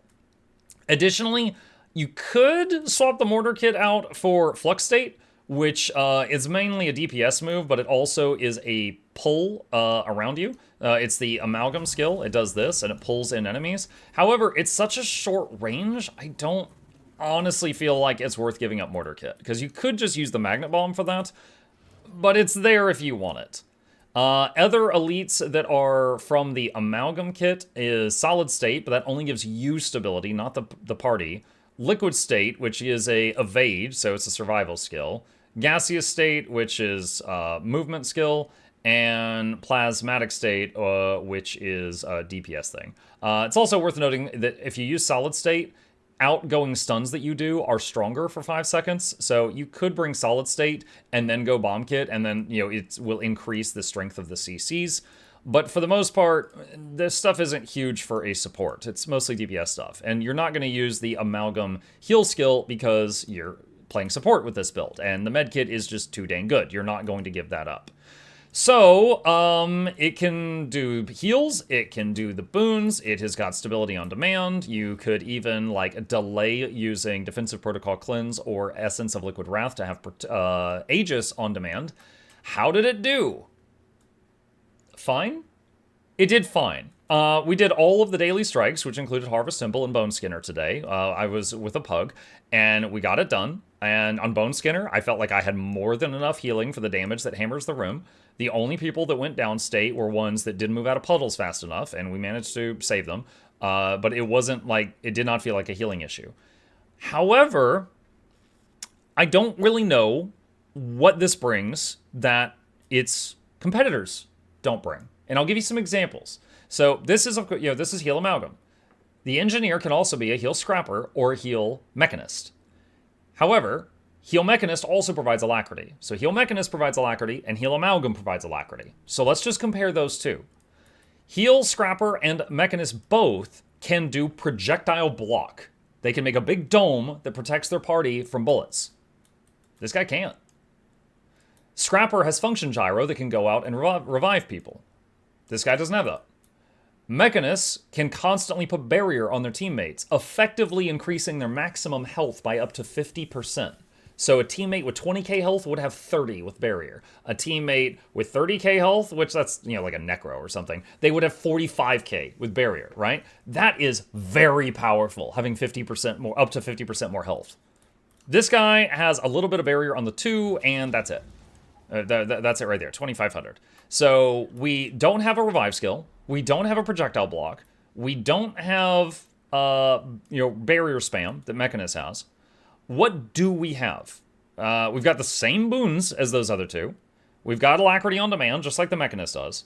We do have stability on a shorter cooldown. So if you use the F4 for stability, that's 8 seconds of stability with a 20-second cooldown. But Crisis Zone, the stability button on Mechanist, which, hold on, I can swap builds here. Crisis Zone has a 30-second cooldown. So you do have access to stability slightly more often. And then, yeah, someone in chat pointed out Scrapper also has Perma Super Speed. So this is not bad. This is able to get the job done. It has boons, it has enough healing, it has a sizable amount of CC, but so do all of the other Engineer Elite specs. Unless I'm missing something, and which I could be, I played it for a day, I don't really see anything this brings to the table that the others don't do better. It's absolutely viable. I think that this could heal a group through 99% of the content in the game, like everything except maybe like the hardest stuff, and it would be totally fine. So if you just really like this, that's totally fine. Another thing, Evolve, which is supposed to be like the main thing for Amalgam, which makes your skin and for some reason the crotch of my pants metallic. Evolve doesn't really do anything for the support. It's a 10% stat increase, so I guess your heals would be slightly stronger for 8 seconds. But that's it. I forgot I had Evolve for a while because it's really kind of a non-thing. But yeah, it's solid. It can do what needs to be done. It has more CC than many supports. It has all the required boons. It has the boons on demand that you would want. It has ample healing. It just kind of feels like the competitors within its own class do it better, to me. That's what it feels to me. Another note that I just thought of is very low damage. The last I tried that I did was I tried Heal Rit, which was doing like 5k while it was DPSing, and this was like 1 to 2. So that's often not an issue. But for example, when we were fighting Whisper of Jormag today, there was the moment where we all got split and put into separate rooms, and it felt like it took me forever to kill my clone to get out of the room just because I was playing this guy. And there are many supports that have very low damage, but it's worth taking into consideration. So, yeah, I think that's it. It's not bad. I really want to stress that. It's not bad if you join a group for anything short of, like, Challenge Mode Ceres or something, and that you've got to heal Amalgam. It's fine. You know, again, I was able to heal Bone Skinner without a sweat. Like, it was fine. It was not an issue. It has got ample cleansing, ample healing. It's got all the boons. It's got the tools for the job. It just, to me, feels like that, you know, Mechanist and Scrapper do it a little bit better. But what do you think? I played it for a day. As always, I'm willing to accept critique. I'm wondering if there is something I missed. I would, like, for example, the projectile block. I was scouring through everything. I'm like, is there one in here somewhere? And I couldn't find one. Like, Mechanist has the barrier signet. Scrapper has the dome that's attached to the tool belt of Bulwark Gyro, but I couldn't find anything for this one. But yeah, that's it. That's my thoughts on Heal Amalgam. Absolutely can get the job done. Just feels like it slightly falls short of its brothers and sisters. But let me know what you think in the comments down below, and I will fight you there. Okay, boom, one take. Yeah, at the beginning of the video chat, I started to go into my, like, the news. I was like, okay, today is November 4th, it's Tuesday, and I'm like, wait, they don't need to know what day I'm recording this, so that's why I just started fumbling. Muck, will you be doing a Gale Shot build? I will try everything. It will take time, though. But I will be trying all the things, for sure. Okay, let's do that. Yeah, exit the Aerodrome. To be fair, Amalgam is a top DPS in most categories, so it's kind of offset. Yeah, I mean, here's the thing. I don't know that they ever, when I say they, I mean ArenaNet. I don't know that ArenaNet ever intended to make a heal Amalgam. The problem is Heal Kit is really good, and then you take Heal Kit, and then you slap it on literally any engineer, and you've got a healer. So it's like, oh, you made a new engineer that can provide alacrity or quickness? Slap a heal kit on it. It's a healer now. So I don't think that ArenaNet were balancing it for that. It's just something that happened, you know? Changing 6th skill to the new one gives a projectile reflect on F1 whenever you respect 2. What? That sentence was terrible. Hang on. Okay, you're talking... Okay, that's self-only, though. Okay, 2 things. 1, you know, 3 things. 1, thank you for that. I didn't know about that. 2, that's self-only. That doesn't help the team. 3, that would mean giving up medkit, which is not negotiable, because the medkit is part of what makes you a good healer. You need the medkit. So that's a self-only bubble, not a team bubble. Like, let me give you an example, okay? Hang on a sec. Let me go to support Mechanist here. Give me a minute. Okay. This is what I'm talking about. That's a projectile block. This protects the whole party. Okay? That's the kind of thing I mean. The thick bubble. Okay. This guy's bags could do with some tidying. Let's go take care of that. Am I the only one who feels a little overwhelmed in VOE? I've been playing since beta, and I do advanced endgame content. I prefer story to anything, but VOE drains me. I love the story, though. I would say I'm surprised to hear that you're overwhelmed, because... And, like, I'm not knocking them for this. They did a great job, but there was only 2 zones at release. Most other expansions have 3 to 4 zones when they come out. So, hearing you say that this one overwhelms you does surprise me, because there was two maps. And, yeah, I loved the story. I made a whole video where I was just gushing about the story. I did like that, for sure. Muck, are you happy to see me, or is that a projectile block in your pants? I'm happy there's a projectile block in my pants. Second bubble appears. Loving the new haircut. Oh, thank you. It'll be a new haircut for about 2 more weeks. Then it'll just be hair. VOE has a lot of secret stuff and events and such. Maybe that could be overwhelming. Maybe. You didn't get the mass storage increase yet? I mean, do I need it? I can hold 2,750 of everything. I don't know if I need it. Maybe if I get some spare gems someday, I'll do it. Let's see. Coarse leather sections.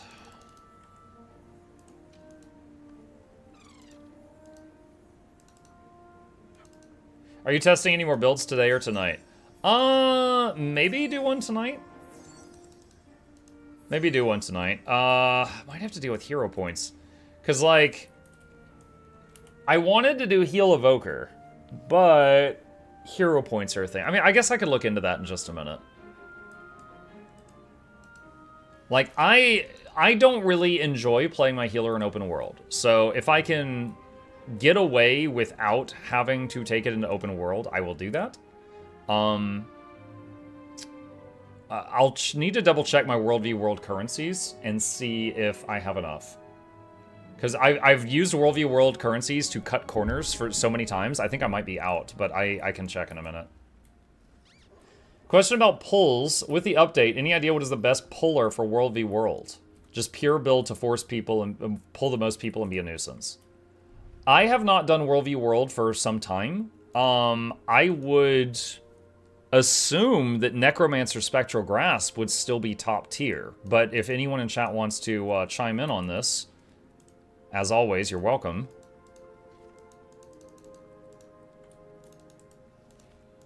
Because I don't know that they've... I remember at one point they were talking about nerfing Spectral Grasp, and the community basically rioted, and they said, okay, never mind.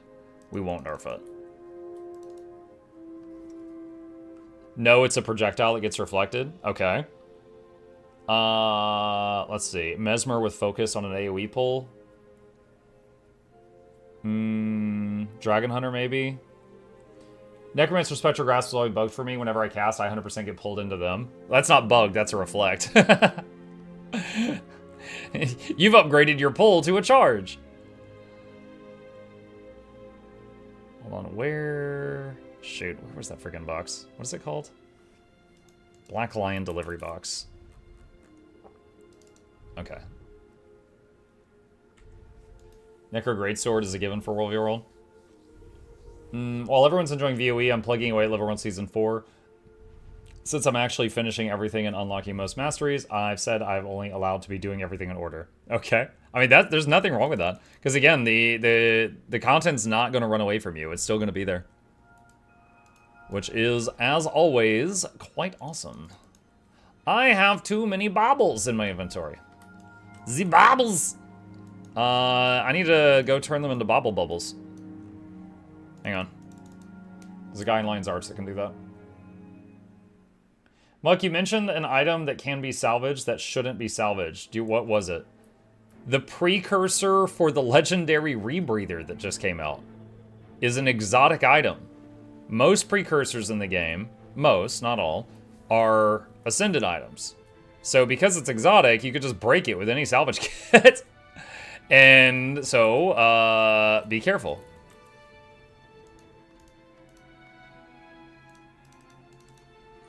Alright, there we go. 2 Babble Bubbles, 2 slots opened up.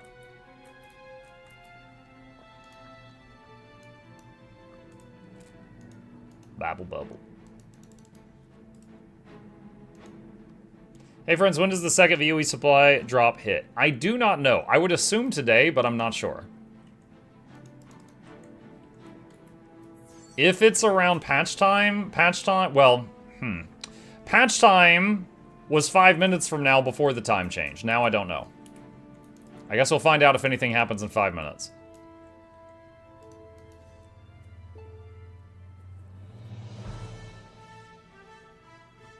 Okay.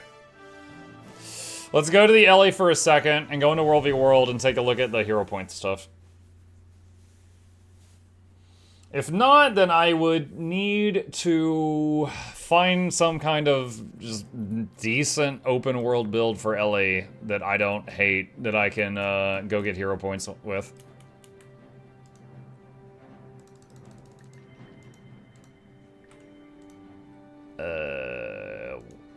What is all this stuff? Oh my gosh.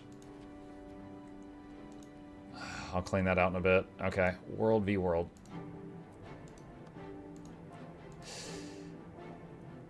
I think I never World v Worlded on EU since the last season started.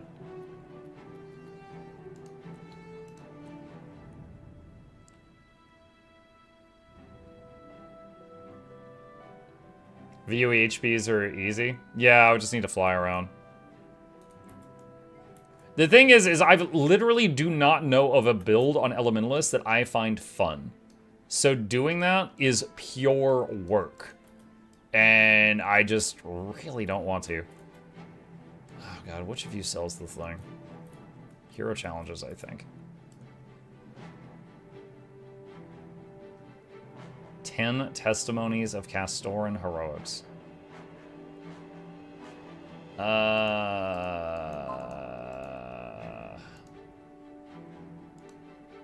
Okay, I can get 13 from that.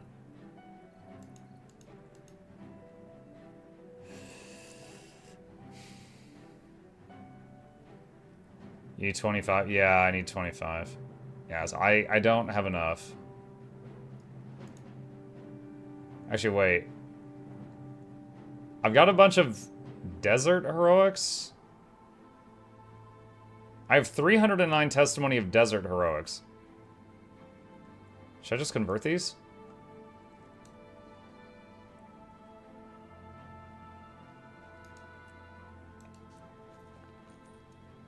How do you get the new testimony of Castoran heroics? At Mug, did you know each class can skip one of the new hero points? Yeah.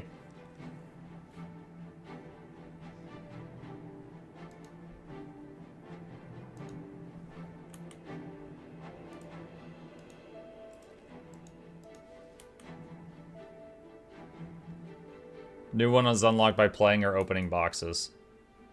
Okay.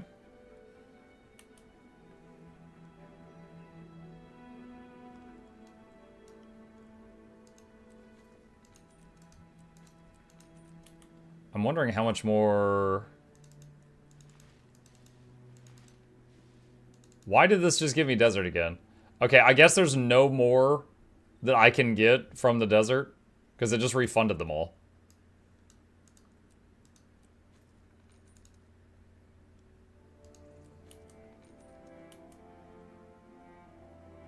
Oh, wait. Shoot. Guys, look at me! I'm so curvy! Okay, that's Cantho. That's fine. Alright, so let's try 24 from Cantha. Let's see what happens.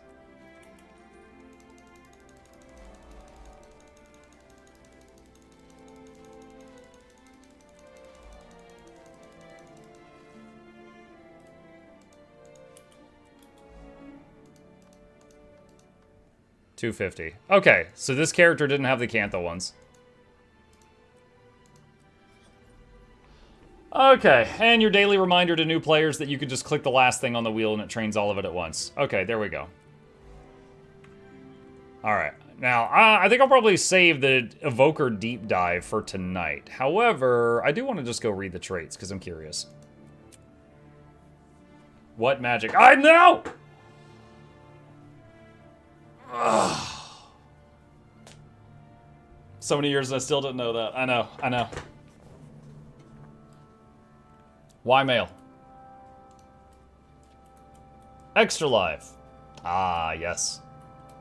I participated in this, I think in 2022. We raised like... Dude, I'd have to check. Hold on. I'm actually curious. It's like 5 or 10K, wasn't it? How much did we raise in 2022?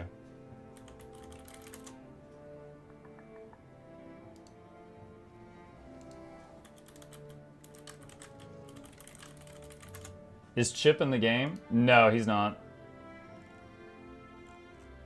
Let's see, where is it?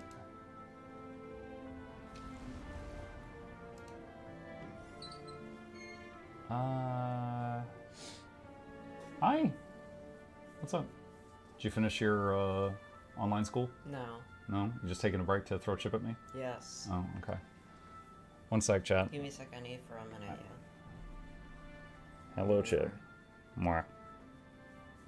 He's purring, so he seems calm for the moment, but hopefully he stays that way.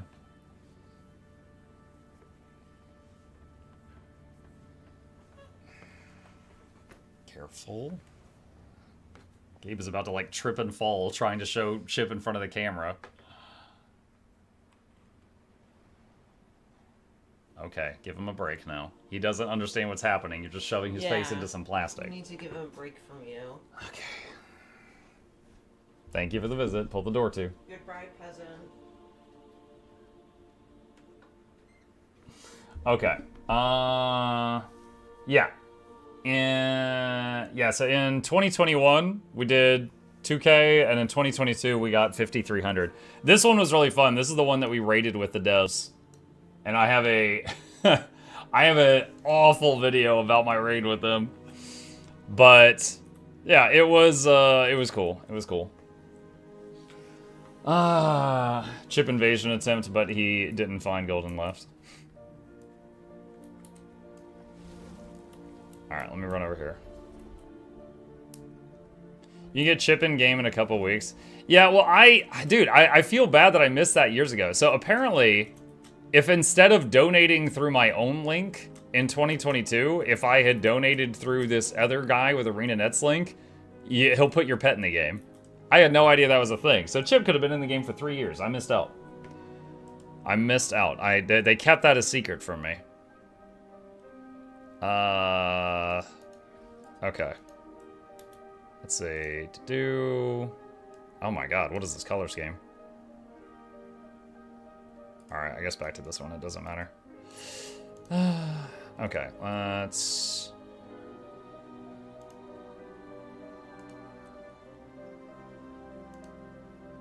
do that. Blech. Okay. And boop, boop, boop, boop, boop, boop, boop. Let's see, raids, Ellie, Control F, Evoker, heal a lack Evoker Otter. All right, let me just see what they're doing here. They're doing Arcane Water and Evoker. Okay, so just copy pasting this for a second. Okay, let me see. What did they do to these traits since the beta? Let's see how. Let's do that. Familiar passive. Heal allies when you grant them regeneration. And the auto throws orbs of water nearby allies, healing them and granting regeneration. Okay. And meditations grant boons to nearby allies. Okay, so that's these right here. So that makes Toad's Fortitude, give the group stability with a 15-second cooldown. That's a very short cooldown for stability. And what's the other one? Wasn't there one that gave Aegis? The Otter. Oh, here we go. Rejuvenate. Rejuvenate gives them Aegis. So Aegis there, stability there. So it was missing both of those in the past. Okay. And then grant boons to nearby allies when you use a familiar skill. That's your alacrity source. Okay. You will need the fox. What's the fox? It gives some might. And Otter's Compassion gives some vigor and resolution and regen. Gain a temporary bonus after using a familiar skill. Otter's is healing to others. Elemental Balance. Every second time you enter your selected attunement, the next Elementalist weapon skill you use will recharge faster.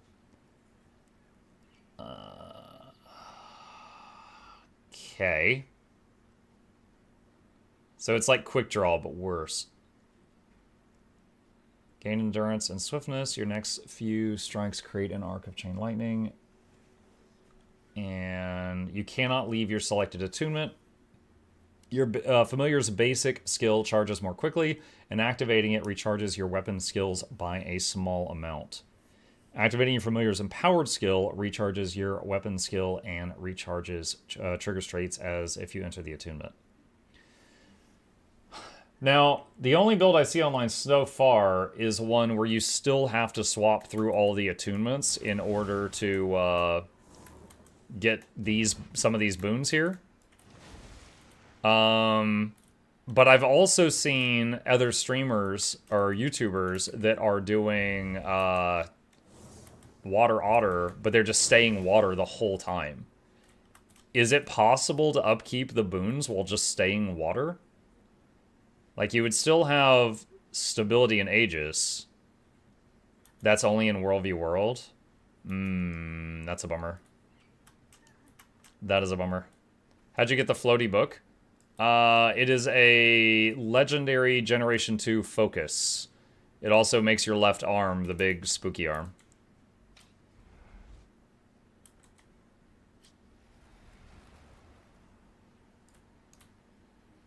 This is my favorite weapon skin in the game. Okay. So you're still gonna have to weapon swap like, or not weapon swap, LE swap like crazy. Elemental swap.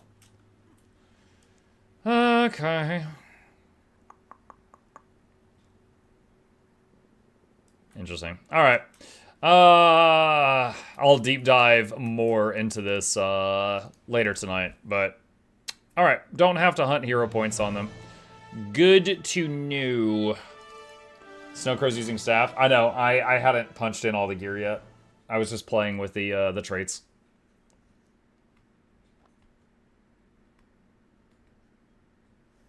You also need staff. Honestly, I'm happy to hear that. I think staff is one of the most fun elementalist weapons. Personally. Okay.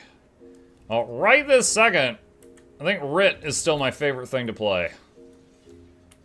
For now. We'll see if that changes in time.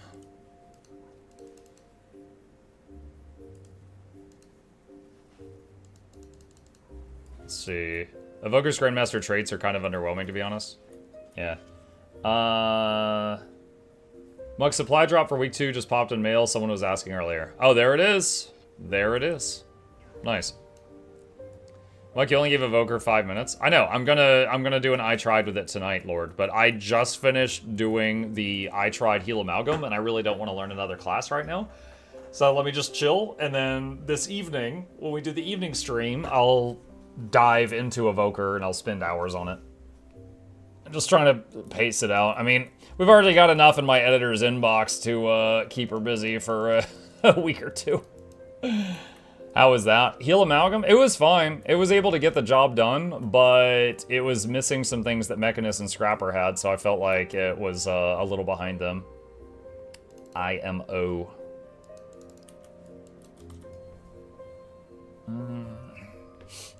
Hey Muk, as a low-intensity enjoyer, no medical reason, I just suck. You don't have to say that. What classes seem to be offering good low-intensity open-world builds? I mean, as far as I know, all of the pre-existing ones from previous expansions still worked. And... let's see, offer good low-intensity open-world builds. I mean, Pistol Thief, I think, is still the classic option. Reaper is really good. Not even like a special Reaper, just Reaper. Hammer Guardian is solid. Like, there's quite a few. Yeah, Rifle Mech. If you do exclamation LI builds in my chat, there's a webpage full of LI builds I tested in Janthier, and they still worked. I have no reason to believe that they do not work now. I'll put that on my to-do list. I need to check them all in VOE and make sure they still work. But, yeah, they should be fine. Where would you find these builds? The LI builds, like I just said, if you do exclamation... I mean, here, I'll put it in the YouTube chat. The link will come up in just a second. So, all of those, that link opens this webpage. These are all builds that are super easy to play. And the numbers might be slightly different, but I do not know that they've broken any of these. To my knowledge, all of these worked before VOE launched a week ago. I think they still work today, but I can put on my to-do list to test all of these again and see if they still function. He clarified for new specs. Oh, apologies. I have not played all the new specs yet. I would say Ritualist is pretty simple. Mr. Mystic on YouTube has a guide that is Ritualist, where it's just Greatsword and Shroud, and it doesn't even use the second weapon, and he's able to get 47k on it. That's insane, and I honestly think it might be nerfed. However, as long as it's still viable after they nerf it, if they do, it's quite easy to play. So you could run that if you want to. Minionmancer Rit just sits in Shroud. I haven't seen the Minionmancer Rit build. I have not seen that one. So I don't know. I don't know how that one runs. I would, you know what? I'd actually love to see a build for that if you've got a link, because I've been playing quick DPS Rit and heal. Quick DPS and quick heal Rit the past few days and loving it. I haven't seen one that just stays in Shroud the whole time.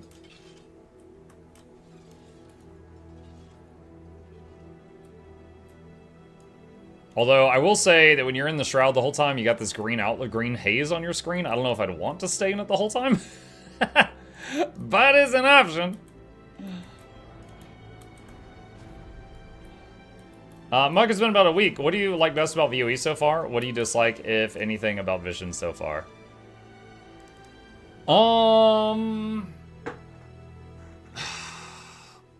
Story was very good, in my opinion. The visuals are very good, in my opinion. Like this first zone is gorgeous. I love it. To be fair, the first zone in Janthier was also gorgeous, but it was also very rocky, and getting around was kind of a pain. I really like this one. The sound design, audio stuff, I think the music is great. I am vibing when I am fighting that first meta boss, the Hammer Twins. And I also appreciate that they fully voice acted a lot of optional conversations. They didn't have to do that. So yeah, then features. Okay, so you know, there's story, there's visuals, there's sound design. Features for this expansion is basically there's the new legendaries, there is the new homestead, and the new elite specs. That's the main thing. And then the skimmer rework. Skimmer rework also. So skimmer rework is not bad. I think the way they did it, they've managed to make it fulfill another niche that we didn't have, which is like, I want to go that way, and I want to go over all this crap that's in front of me, and I want to do it quickly. And now we've got this, which is, this is faster than a sky scale could do it, and if there's like rocks and water in the way, then this is better than a roller beetle could do it, and a griffin, you know, would need a high point to take off of. So this does now fill another unique travel niche that we didn't have before. That's kind of cool. They did a good job with that.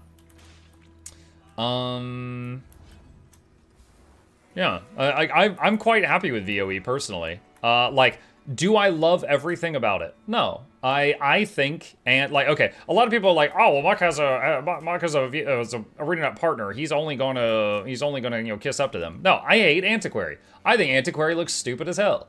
Okay, like just mechanically, it's fine. You can keep all the mechanics. Give it a new coat of paint, for the love of God. It's like, this belongs in a museum, and then you break it over their heads. The class doesn't even make any freaking sense. Like, lore-wise, it makes no sense. And why did you lose your ability to steal, but now you hire rats to steal for you? You think they're going to care for the artifacts well? No, they're not. Anyway, yeah. So I'm not a fan of Antiquary. I'm not a fan of Gale Shot, mainly because Gale Shot meant that we didn't get something else. Like, they're like, okay, Rangers' bows are not good. It needs a better bow. Okay, so instead of fixing the bow, they gave us a third bow. So now, instead of getting a new elite spec, we got a fixed bow to go with our 2 that they said are bad. So I'm not a fan of that.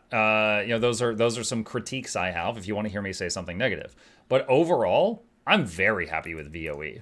I'm having a blast. My biggest hope, chat, my biggest hope is the writers maintain what they have showed us so far on the future content patches. That's my biggest hope.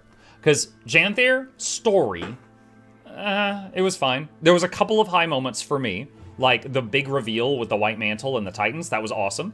But there was a couple of high moments, but most of the Janthier story for me was Soto, for me, started really high and then went down over time.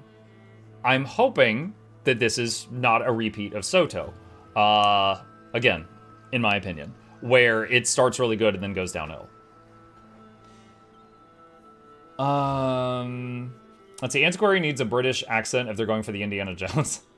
I agree with you about Antiquary. The steal is still dumb, but after playing the expansion and seeing the maps and the content featuring a lot of relics, Indiana Jones character fits really well. The idea that he has a pet rat that can reach into the enemy's pocket and pull out an auric hammer, or the Metal Legion's guitar, or a chalk organ. Why is artifacts from around the world always available in the enemy's pocket? Like, it doesn't make sense. Like, again, if they had changed it to be like you know, Twisted Fate from League of Legends, where he's got like a deck of cards or tarot cards or something, and basically like he pulls out a random card and then pulls magic from the card or something like that, it would be really cool. And part of me wonders if they originally intended to do that, because the traits were all named things like stacked deck, and the class icon is a deck of cards. I just think the current coat of paint on it and how it looks is stupid. It's hilarious and fun, but requires a lot of suspension of disbelief. Yeah. Yeah. Have you looked at your own inventory? Of course, NPCs have the same amount of garbage with them. Yeah, I reach into their bag, pull out candy corn. Pull out a black line key, just run. Yeah. Anyway, that's my thoughts. It's okay for you to disagree with me. That's fine. Hang on a sec. Let's put these away. Okay.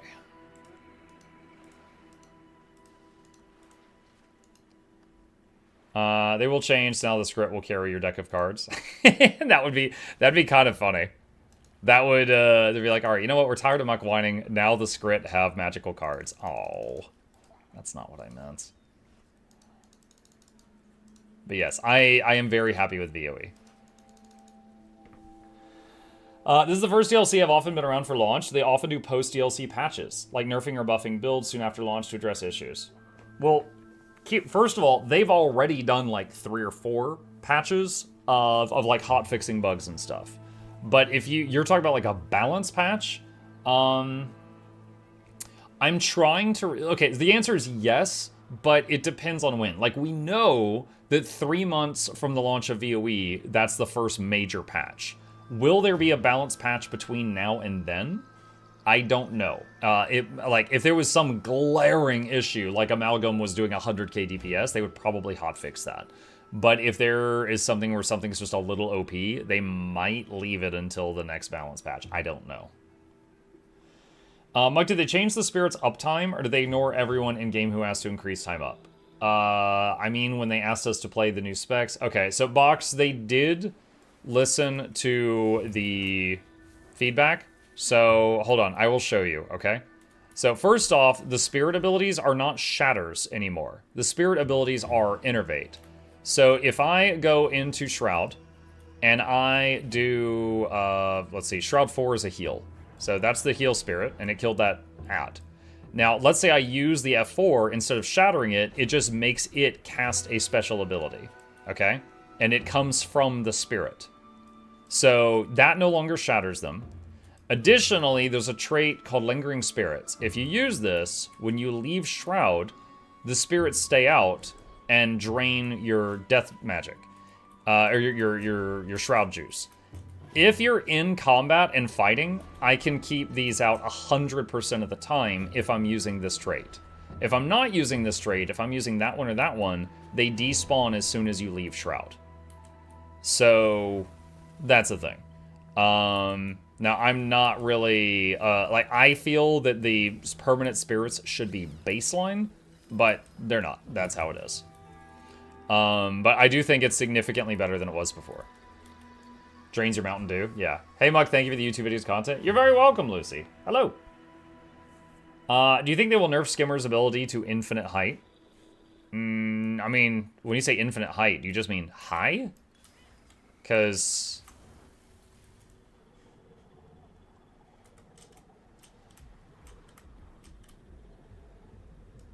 I guess with Bond of Vigor, it can go pretty high. I mean, it's not infinite. It just goes really high. But, no, I don't think it's needed. I mean, if they feel the need to, they will. I don't think it's needed, though. Because, I mean, we can already go high up. You just... different amounts of work. But, yeah, I mean, if they want to, it's up to them. I don't think it's needed. DM'd you a link to a Minionmancer build. Don't want to spam it here. DM'd me where? In-game? On Discord? On Twitch?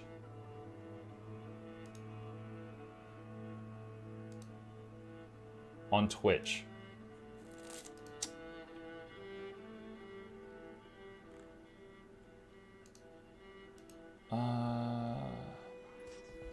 Savari Reaper's 36k Minionmancer build video. Alright, hang on.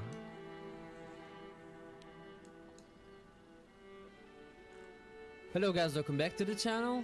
ArenaNet has blessed us Necromains with the most insane thing that ever happened to the Necro profession. Imagine running full minions on Necro and doing the most insane DPS so easily with such low intensity that even if you're a new player, you'll be doing more than 32k DPS and up to 56k DPS. This is how insane this build gonna be. Please like the video so it reaches more people and sub to the channel if you're new, and follow me on Twitch if you enjoy watching streams. So Visions of Eternity expansion is now live, and with it, how insane the Ritualist became. So during the Visions of Eternity spec beta, the Ritualist was very underwhelming as a DPS, but it did really well as a support, and I'm not really a support enthusiast, so I literally just played it for 30 minutes and attempted to do some DPS builds, or even open world builds with it, but it was very bad and underwhelming, even on DPS, especially that it didn't complement the whole aesthetic of will be my number 2 class right now after Reaper. ArenaNet took the feedback and that the footage shown in this video is from a distant server environment.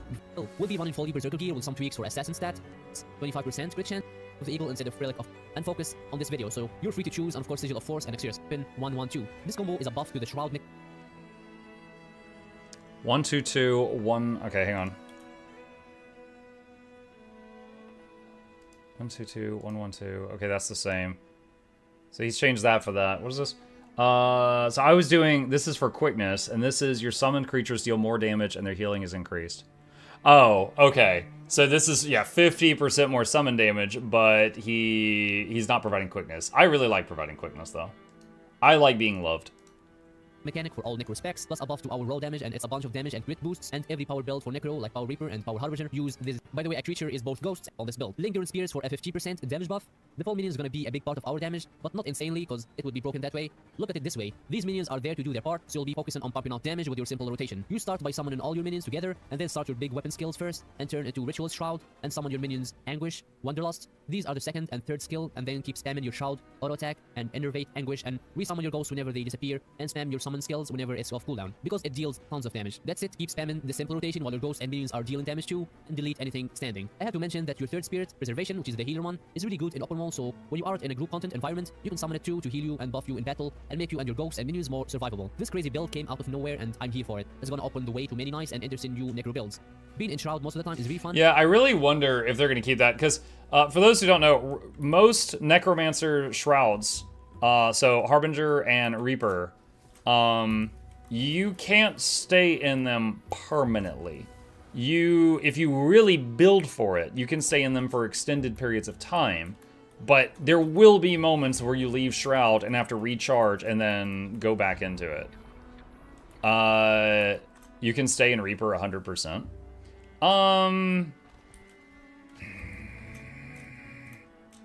It's pretty tight.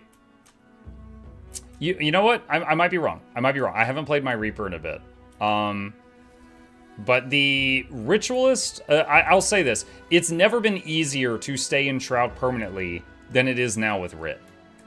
Because, like, you know, here's Rit, and Shroud's draining, and then anytime I use any skill on the bar, it refills it. I don't think it's ever been easier to just stay in this permanently. So, that's pretty crazy. Like, I'm not even in combat right now, and I can delay it significantly. So anytime I use any of these skills, or these skills up here, it refills the bar again. So it's pretty wild. So it's if you're able to do damage, plus the fact that this covers your hit points, so your hit points are not able to be hit while you're in the Shroud, and you're doing good damage. That's pretty interesting. Although that means your game is going to be permanently green. You will permanently be looking through this filter. If you keep using the Rit skills, the innervates up top, you can stay in it 100%. Yeah. Well, you can't use the 2 skill unless you have a target. So I couldn't use that one during that example. You do want to leave a lot for traits and other skills. Yeah, there are some traits that, like, boost your damage for a time after you enter Shroud, so going in and out of Shroud periodically gets you those traits. Become one with the fog.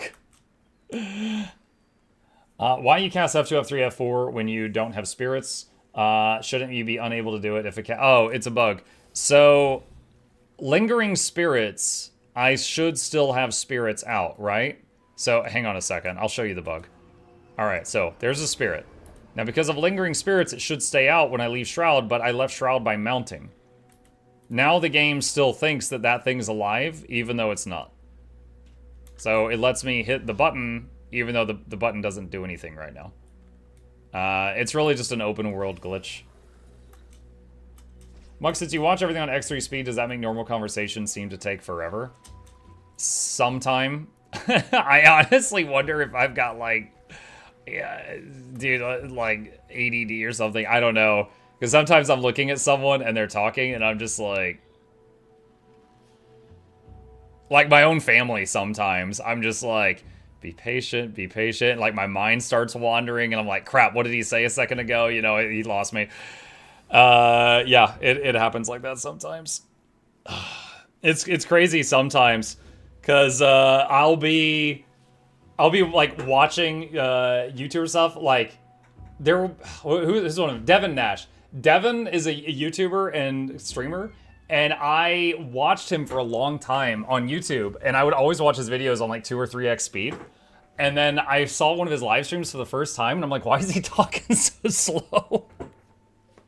And I forgot that I was just using like just always like 2 to 3x. You wonder? Yeah, I wonder.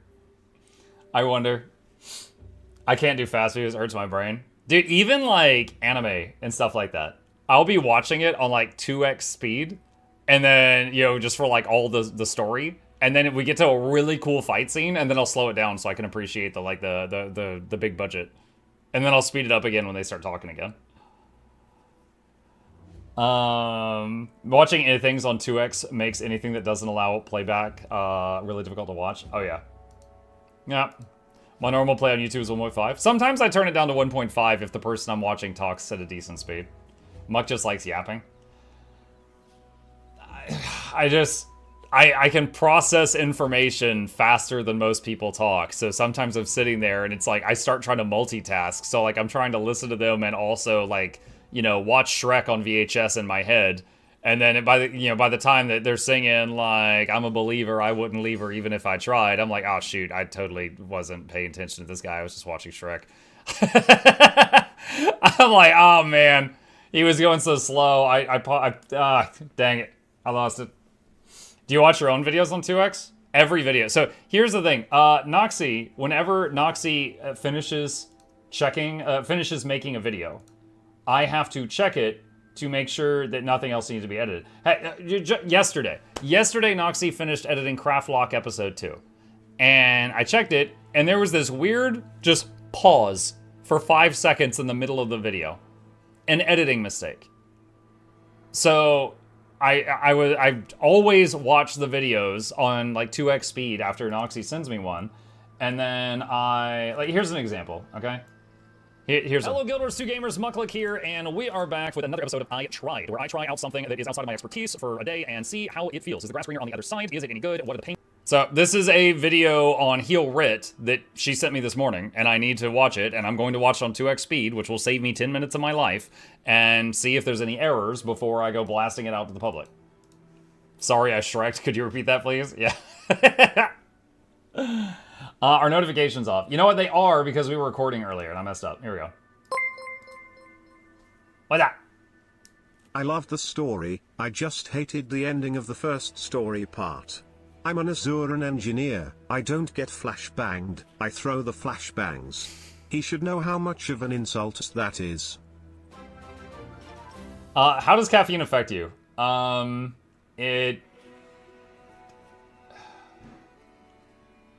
mean, it's just part of my daily routine at this point. I would say if I have a small headache, or small to medium headache, An anonymous caffeine user can cure gifted it. a tier 1 sub Sometimes. to their word off days potatoes. Otherwise, I mean, it might wake me up a little bit.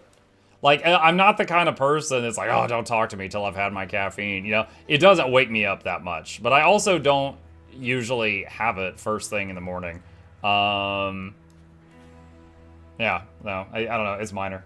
Honestly, I might have built up a resistance because I've been drinking soda for years. Some of the big New World streamers are looking at Guild Wars 2, so hooray. Yeah, I have raided and gotten raided by a few of them and traded words with them. What happened to New World? Amazon is abandoning it, and it's going to be shut down possibly at the end of 2026. So, hold on a sec. Let me look over here. All right, so here's this right now, right? So Arrow Lee and Shobek, I think they came from New World. I'm not positive. His icon is a World of Warcraft Night Elf. So they've been here the past few days. Annie Fuchsia, where do I know that name?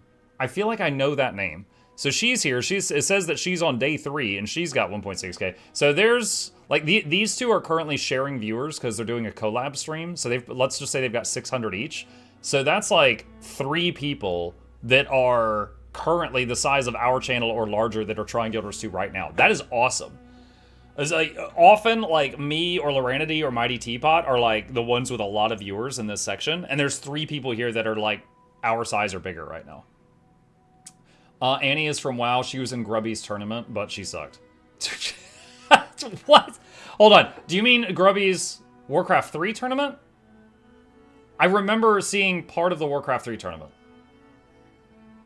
Yeah, Warcraft 3. Gotcha. Okay. What was she? Wait, was she in OnlyFans? I might have, because I watched a lot of the OnlyFans stuff. I might know her name from that. Okay, yes. Okay, then that might be where I've seen it. Okay, so I don't know her specific work, but I think I saw her in OnlyFans videos. And here's another one. Is this another language? German. Okay, so I'm not sure if he's new or if he's been here for a long time. I don't really follow the non-English speaking creators because I can't talk to them. But yeah, dude, it's crazy, man. It's popping off. It's popping off. Like, I've said this before, but when I started streaming this game and really got into it, which was like 5-6 years ago, whenever I would open the Guild Wars 2 section, it was like 6. It was like 6 people. And it'd be like Mighty Teapot, maybe WP, and then like 3 or 4 more. And then me at the bottom. So it's really cool to see this. It's really cool to see this. Let's see. Does it worry you that streamers with high view counts will occupy the space? Or are you curious to see if any of their viewers will shake up onto you? No, it doesn't worry me at all. Okay. Hold on. I think this is a good question. Okay. So, really quickly here. Just a quick recap. I was saying that it's really awesome that a lot of people are watching Guild Wars 2. Here's me right now on the page, and these two are doing a collab stream. So let's say they've got 600 viewers each, about tied with me, and then Annie's here with 1,600. And someone in chat says, does it worry you that streamers with high view counts will occupy the space, or are you curious to see if any of their viewers will shake off onto you? No, it does not worry me.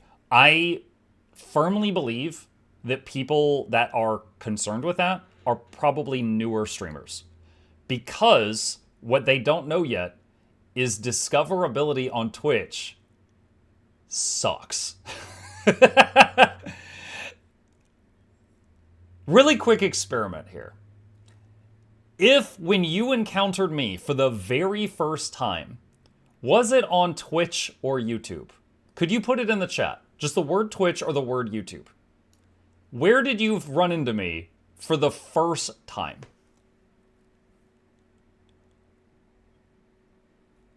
Now, there are a couple there that say Twitch, but do you see what I'm talking about?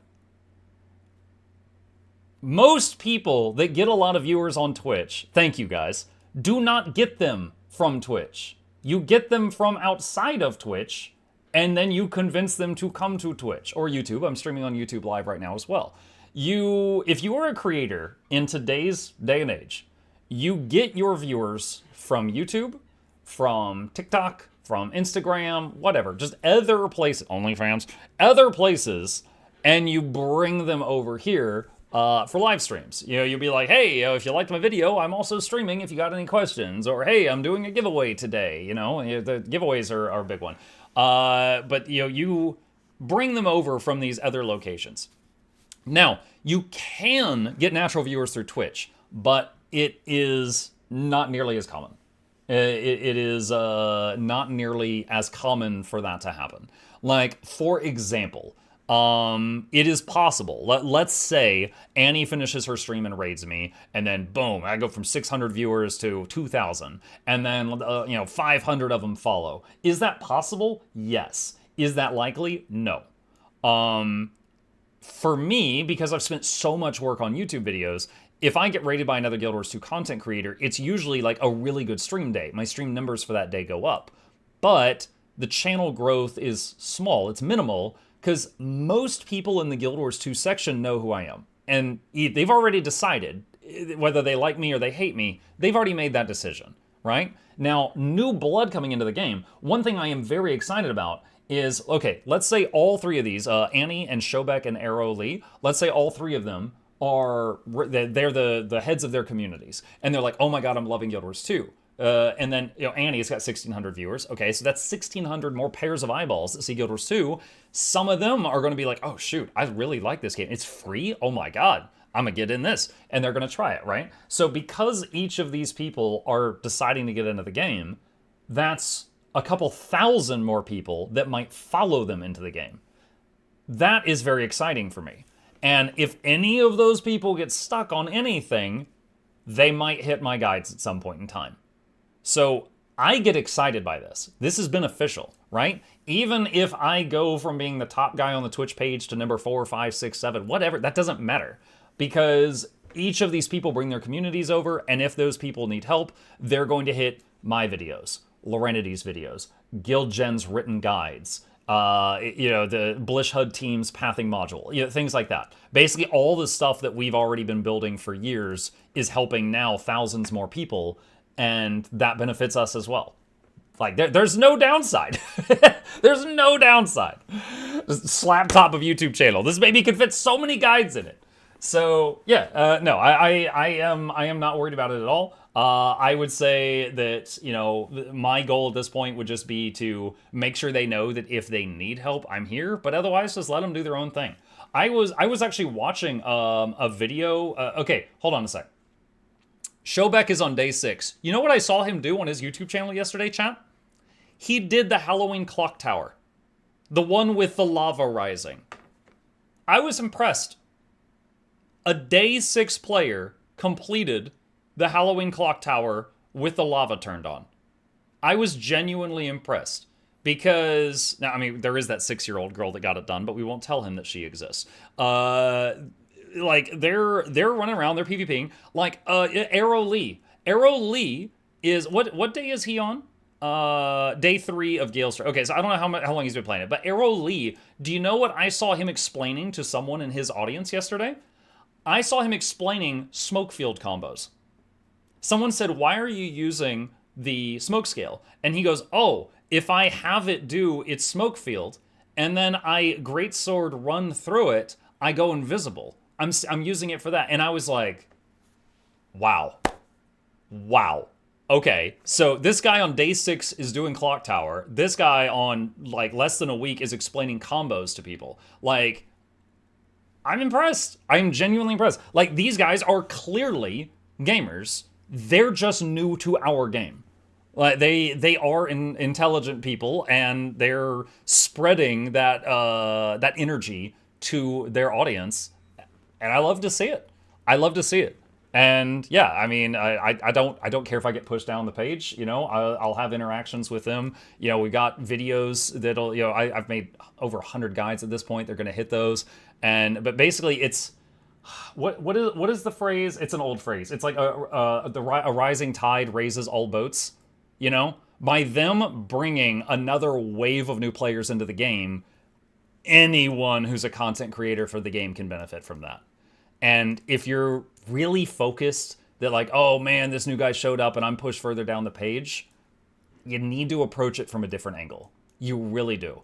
And I understand it. Like it is human to think like that. But you can also beat that, and you can conquer that by trying a different approach.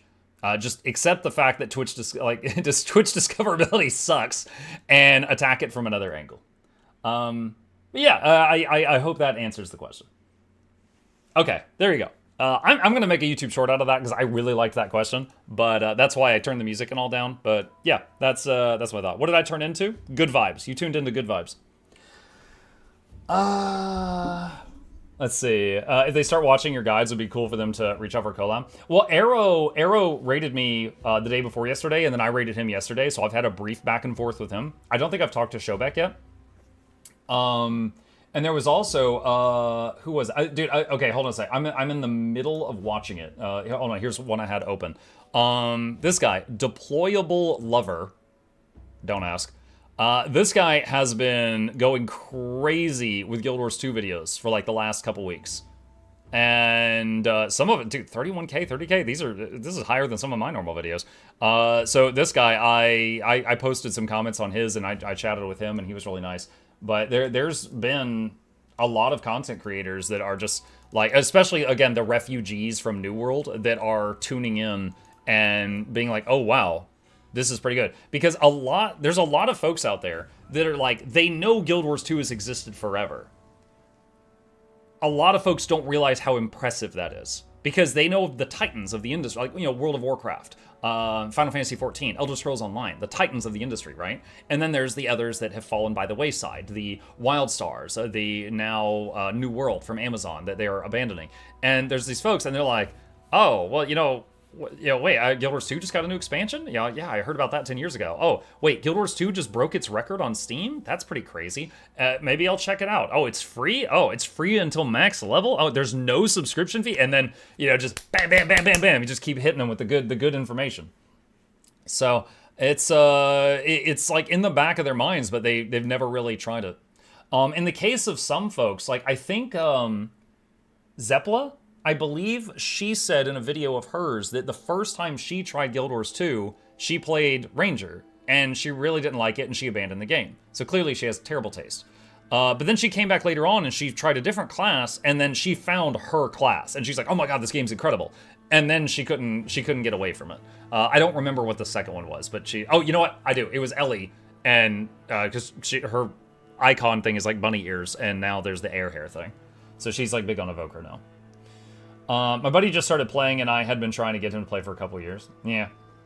Guardian power. Let's see. I'm a 12-year player. I can't do the moving clock tower. It's challenging. It is challenging. Also started from Ranger. Wrong choice for me. Needed Warrior Bonk. Ellie, definitely bad taste. Yeah. I played a Ranger at launch and I hated it. It has gotten much better since that experience, but not a good one when the game came out. Yeah, hey, and that's totally fine. If we all liked the same things, Thief would be deleted, because I hate it. But it's totally fine if we don't all play the same mains. That's why there's 9 of them. And forget 36 elites now, elite specs. I can play warrior and not die. There you go. Yeah, I like, when I play games, I like supporting, and I like having little friends. And Ranger scratches that itch, but I feel disappointed in Gale Shot, so trying Rit, and I've been like, oh my god, I can summon so many friends with Rit! So I've really been enjoying Rit lately. Mug, let's do Fractal CMs. Why? I'm an FF14 player, but I like to vacation Guild Wars 2 for the map exploration and map bosses. That's good. Guild Wars 2 is that game for many people where they can always leave and come back to it later on. Mug can heal Amalgam Res. Only by pressing the F key. It doesn't have function gyro from Scrapper, and it can't throw that one elixir that reses people because it doesn't have a tool belt. What's your beef with Fractal CMs? I didn't say I have a beef with Fractal CMs. I quite enjoy Gale Shot. I have a extra bow, that's a big plus for me. You will not become President of the USA. You will not become an astronaut. You will never kill Liadri. Liadri? I remember beating Liadri the Dark for the achievement a couple years ago. I would have to relearn the fight. It's been too long. But didn't I get like a miniature from that? Hold on. I think I got a mini when I beat her as like a reward. Liadri the Concealing Dark. Yeah, her. For anyone who doesn't know it, during the... that one festival in Divinity's Reach where you can go down into like the boss rush area, there you can fight certain bosses solo, one-on-one, and there's achievements for beating Liadri and this other guy that's down there. And you get a miniature of them to... Oh, Turai Osa was the other one. You get miniatures to show off that you did it. 4 wins, yeah. Can we see your Rit traits? This is Quickness DPS Rit right now. Festival of the 4 wins? Yeah. That took me so many tries. Yeah, me too. What you're saying is your trust issues are so bad you have to make your own friends too? Yes. Muck, what classes will be nerfed in PvP? I don't know. I haven't tried PvP since VOE came out. So I feel like I can't say on that. I have seen some clips of like Evoker Burst killing people in like 1 second from Caffeinated Dad on YouTube. So that makes me think we need to nerf Evoker. But I don't know what all is busted right now. So you beat Liadri with 8 orbs, hit her first. I don't remember. I beat Liadri after many, many attempts, but it was years ago. I would have to relearn the fight. I can't recall it. I've been watching the Craftlock vids. They're so fun to watch. Hey, I'm glad you like them. There's another edited Craftlock vid that comes out tomorrow, or it's on the Discord right now if you want to watch it early.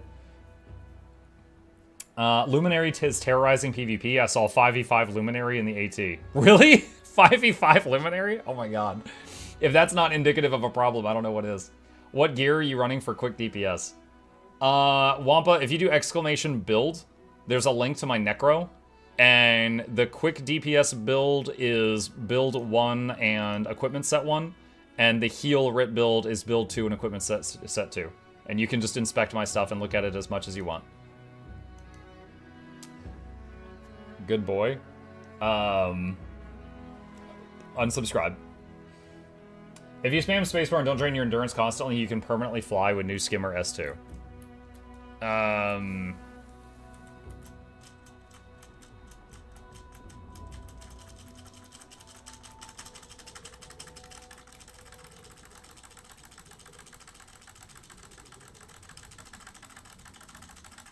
mean, we're going back down, but... Okay, hit 2 again.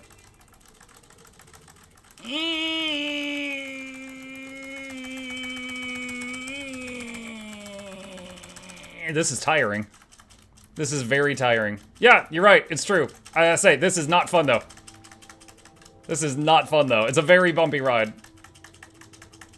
Yeah.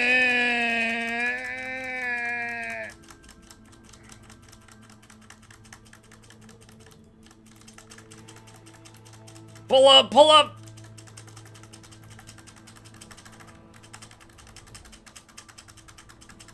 Yeah, I wouldn't nerf this, because this is freaking awful. Splat. Okay. Yeah. I meant to go south, but I went all the way. I went from there to there and stayed airborne, chat. I went from there to there and stayed airborne.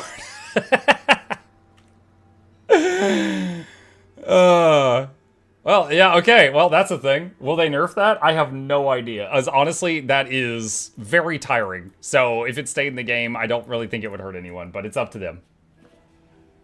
Oh, man. Your hover bike is about to fall apart. Yeah. You don't need to spam space. You said spam space. 2,000 clicks on those switches. Yep. You gotta run my space bar out of life faster. It's stupid and funny, no reason to nerf it. Yeah, it's not hurting anything. Mounts are not allowed in most high-end, like, super challenging content. And you know, you can't use the skimmer in World v World, so I think it's fine.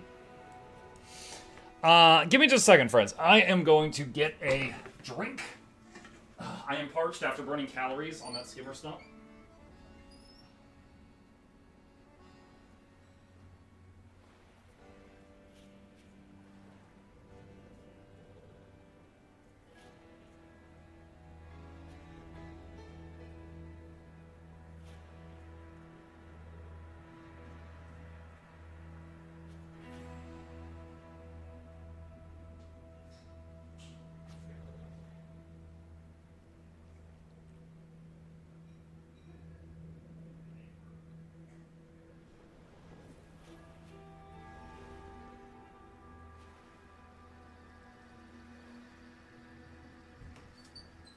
Okay. There is a sunbeam in the other room, and Chip is in the sunbeam, and he's just like, oh! He's like all stretched out. Muck is away, chat can play. Oh, should I have left some music for you guys? Ooh, Muck, there are word of mouth that Condition Amalgam are doing well, thinking of checking NG only class. I didn't max yet. What do you think? I would defer to like Snow Crows or something for that. I do not know. I played support Amalgam earlier today, but I don't have a first-hand account of DPS Amalgam. I would have to just go by things like the Snow Crows benchmarks to answer that question. Chair stream the real star. Yeah. Why is this spot? I think it's like while you're at the surface of the water, you can't get the clams. Oh, I totally forgot I had a legendary rebreather. I'm like, I'm a fish. Not used to being a fish.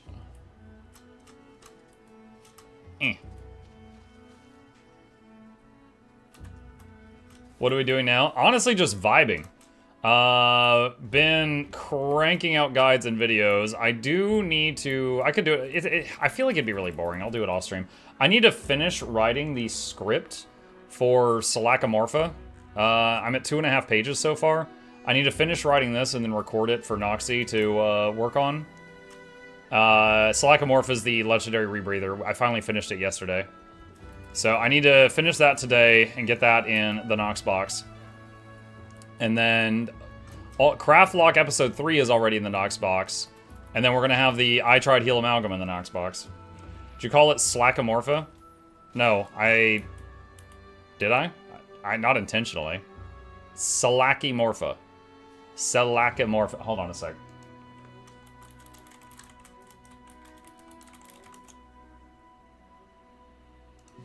Salakimorpha. Salakimorpha. Salakimorpha. Salakimorpha. Salakimorpha. Salakimorpha. Okay. So, tree bucket.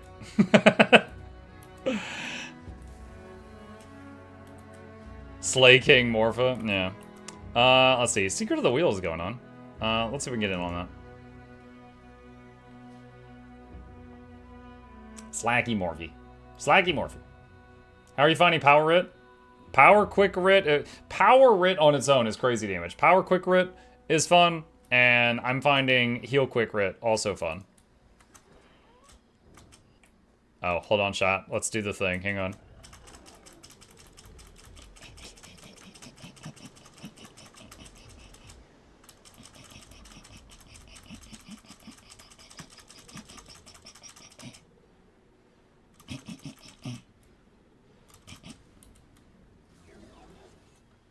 Oh, wait. I think they already won. Wait, no. What? No. It's halfway over. I'm confused. Oh, no. They just finished phase 1. I was like, oh, the meta's already over. Nope. Nope. Nope. It's not. It's not. It's not. Got here just in time.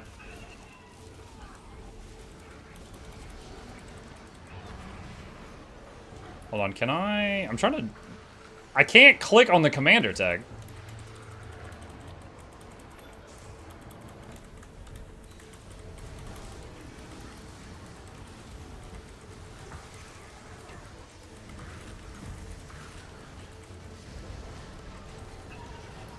Hang on.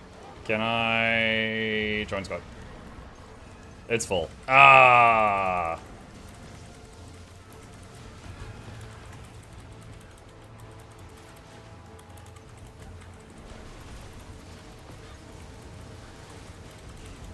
Guess I'll be healing them from outside the squad.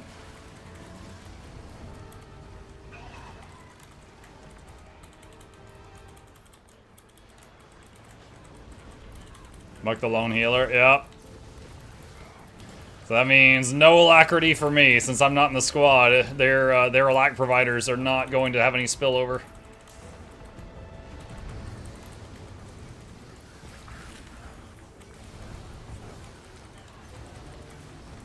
I want the dialogue. Where is it? Incoming!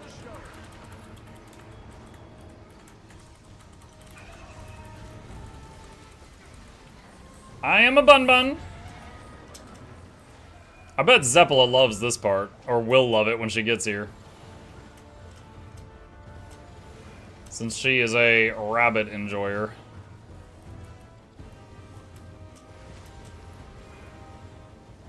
No funny business.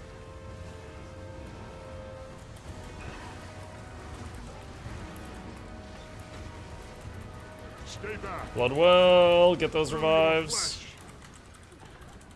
The air thickens. I'll take final requests. I carry the wind. Unclear. We appear to be moving, however. Stay alert. We're not done yet.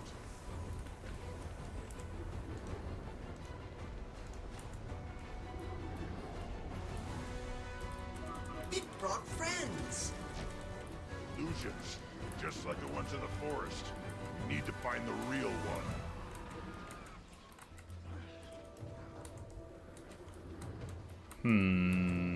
Where are you at?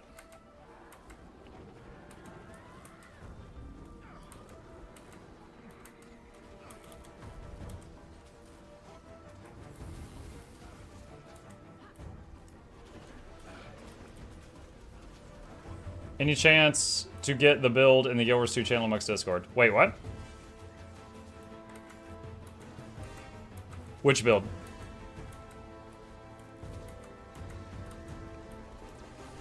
Is this the map 2 meta? Yeah.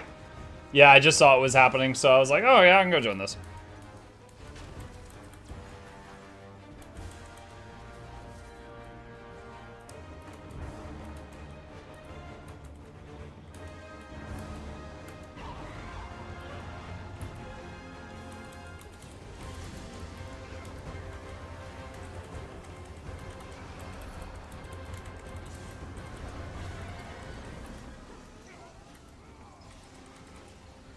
He was talking to me. Oh my god, fine. It's in my chat though. Bloodwell. Oh, look at all those numbers, chat. Synchronize.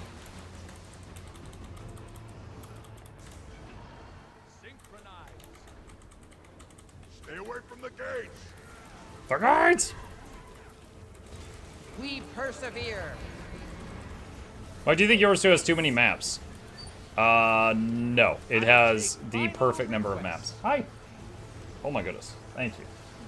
What time? This guy's trying to pull me into a black hole right now, and I have to hold down the movement key to not get pulled into the black hole. Thank you. Chat, I was fighting a black hole with one hand and receiving chicken nuggets and french fries with the other hand. Oh, no! Oh god, the black hole just closed. Okay. We're fine, we're fine, we're fine. It's fine. Synchronize. Fighting the black hole for nuggies. You've met my associate.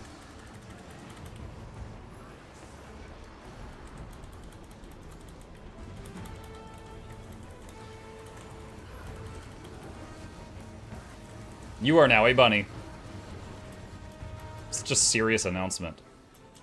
You are now a bunny.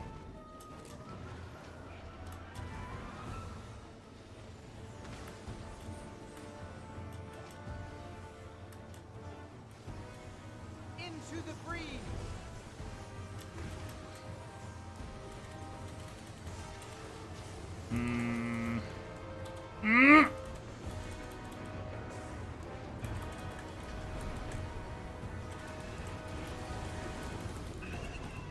Stronger to stay back.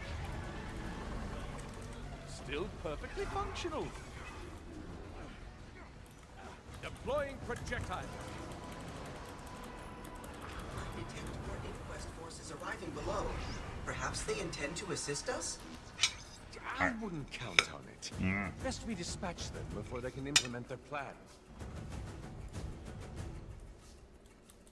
This will be the perfect test of my new modifications.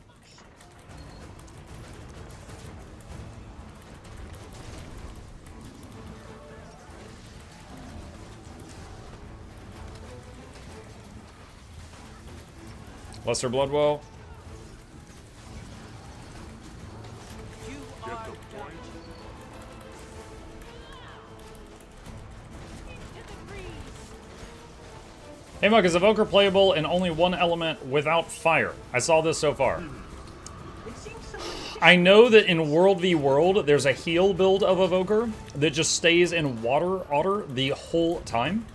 But it doesn't provide boons, it just does tons and tons of healing. I don't know if there is one for the toad or the hare. Chat, pipe in if you know.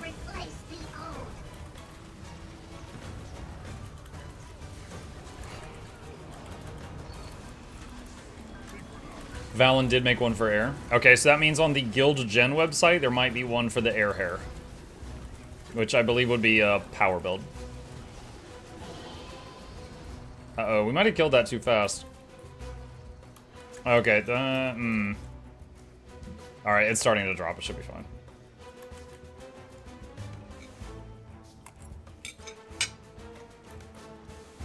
Fire is power build?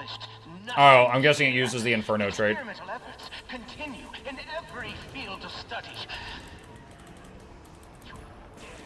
I still forget about that sometimes. There's a new-ish trait in the game called Inferno for LA, and it makes the their burning condition scale with power instead of condition damage. Forge the way. So you have power burning, and then also power hits. Souvenir from Maguma's depths.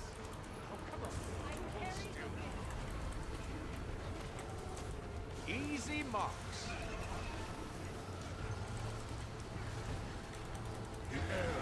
Call to my bow. Never give up.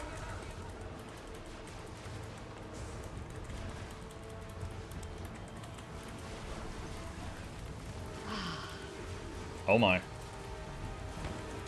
I went into the blender to try to res people more, and it hurt.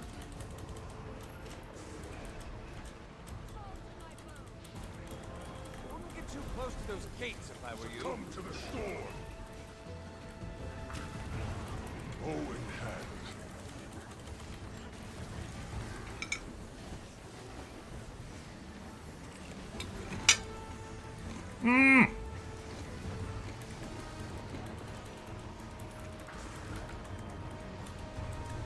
Combine. All to my bow.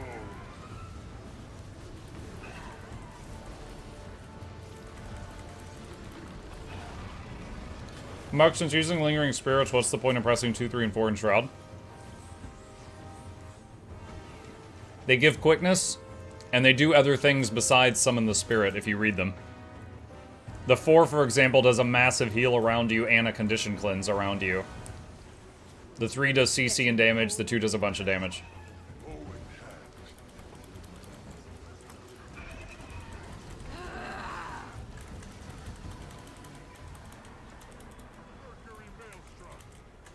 Look alive! They also, yeah, they also proc different traits. To my bow. Yeah, if you read the tooltips, it summons the spirit, but they also do other things. Perhaps I could adapt this technique to my own systems.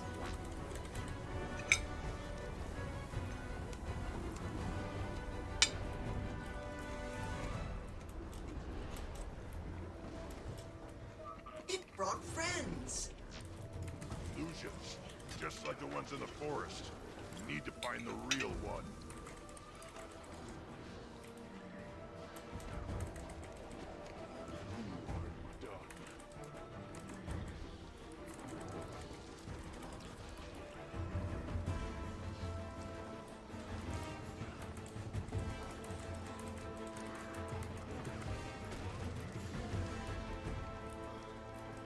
People always ignore their last 18 centimeters of tooltip. Yeah. What are spirit shards? Box, every time that you level up after your... So you get to max level, and then you level up again. And if you're not working on a mastery, you see at the end of the XP bar, you get a spirit shard. It's a type of currency. So, like, I have 12,000 of them right now. You use them to buy various things from vendors.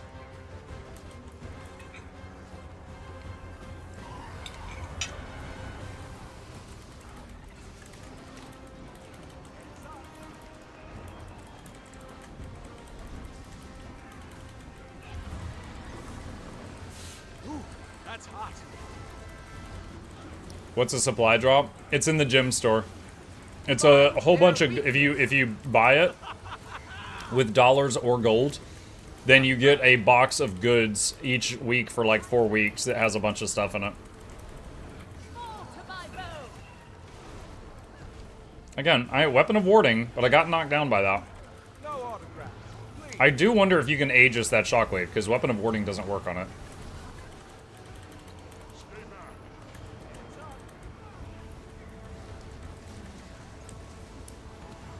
They are no longer used to put points into elite classes. Wait, what? Hero points put points into elite classes. Spirit shards are a currency.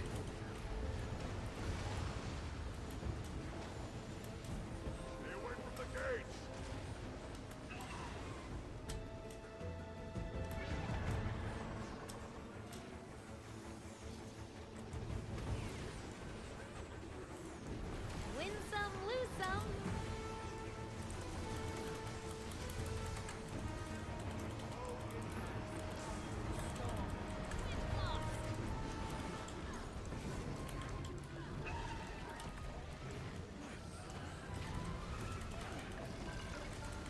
Now we'll show you. Get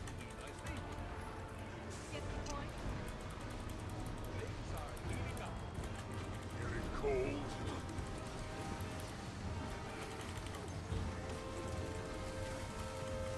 %.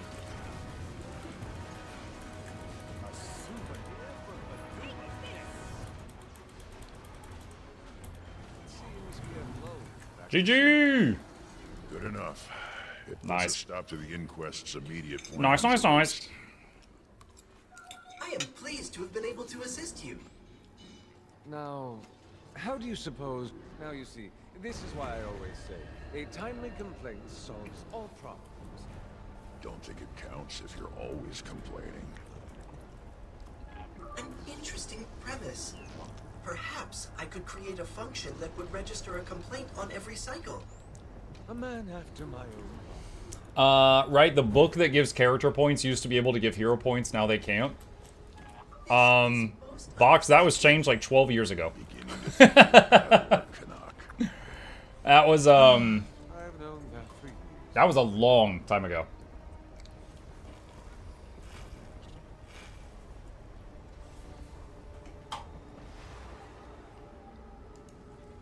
Let me see. Guild Wars 2 old trait system. So, thoughts. All right, so what you're talking about, I believe, is a remnant from when traits and specializations looked like this, which they do not anymore. Let us away.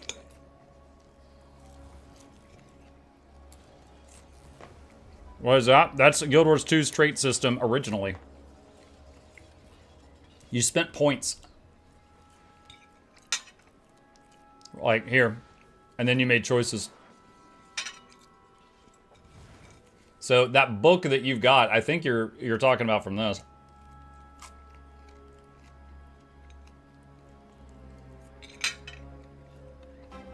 Pretty sure they got rid of this before Hot or Path of Fire.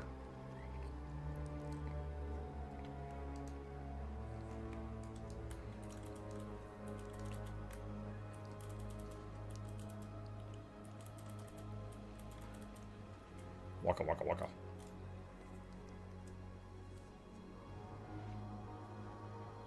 You needed to unlock traits by killing special bosses or doing achievements too. Really? I don't remember that part. Must have been before Hot, because I played since Hot and I've never seen that. What are you eating? Chicken nuggets and french fries my wife brought me. She made them in the air fryer.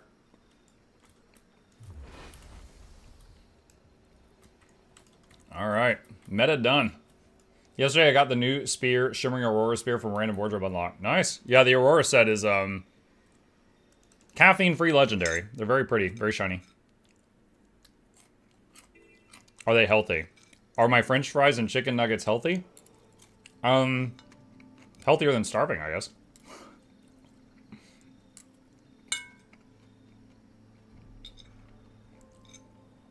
Why fork? So that I don't get like greasy fingers on my mouse and keyboard. One of the only times it is acceptable to eat french fries with a fork.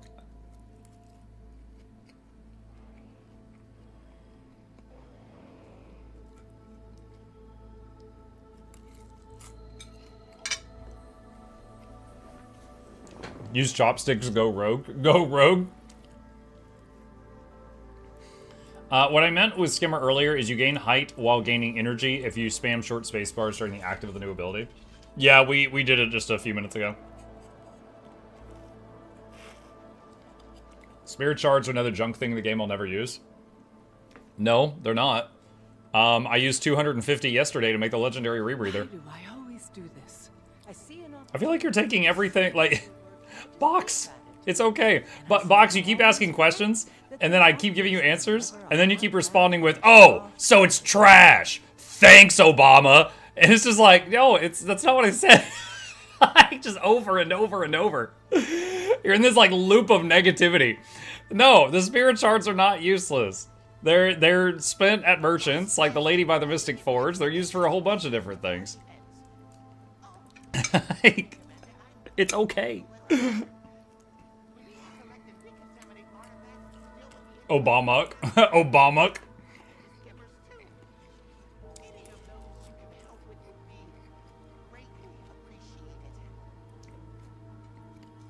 Like, for example, you can promote tier 5 materials like blood and bones and fangs into tier 6 ones with spirit shards.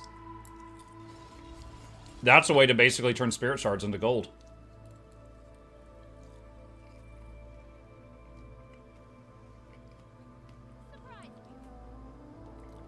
Would you prefer Makama? Hey, Macarena. Say that again. Material promotion. Hang on.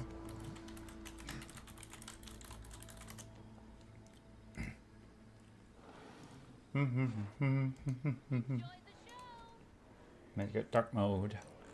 Alright. So, like, for example, if you take 250 silk and 1 gossamer and some crystalline dust and some philosopher stones, you buy these with spirit shards, you can turn the silk into gossamer, right? So it's called promotion. Basically, you turn a bunch of a lower level material into some of a higher level material. And you can just keep doing that with spirit shards. And it's very commonly done with things like blood. Like, you can take 50 tier 5 blood and make it into some T6 blood. Things like this are frequently done, and then effectively, you're turning this plus this into that, which is worth more money. So that basically means you're using the spirit shards to make gold. If you want. Sorry, Muck, I don't craft. All the crafting stuff I will not use. Sorry to bring you down, having a rough day. No, it's okay. I just... trying to correct things that I think need to be. That's fine. Yeah, these are all Mystic Forge recipes. And if you're a new player, the Mystic Forge is not like crafting. There's no skill increases at the Mystic Forge. It's you're making a deal with a genie. Basically, you put X in, you get Y out every time. So anyone can do this if they want to.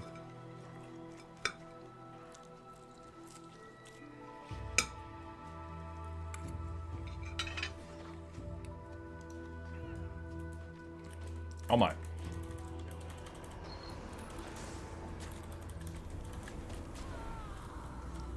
I'm still in support mode right now. There we go. Mug, enjoy your food. When I would play Evoker and stay in Toad Earth, how does the Stone Hearth wood work in the Earth spec? I'm afraid I don't know the answer to that. I was dabbling in Evoker with Water Alder earlier. I don't have any experience with the Toad yet.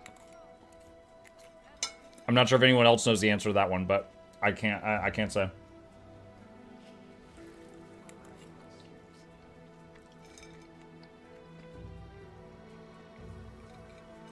Almost done with my food.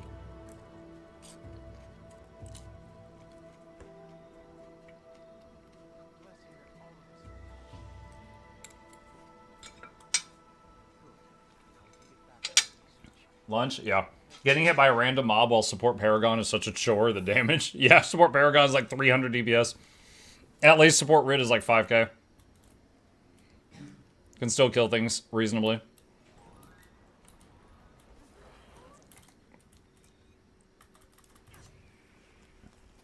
Haven't tested, but it should proc when you refresh Earth with Familiar.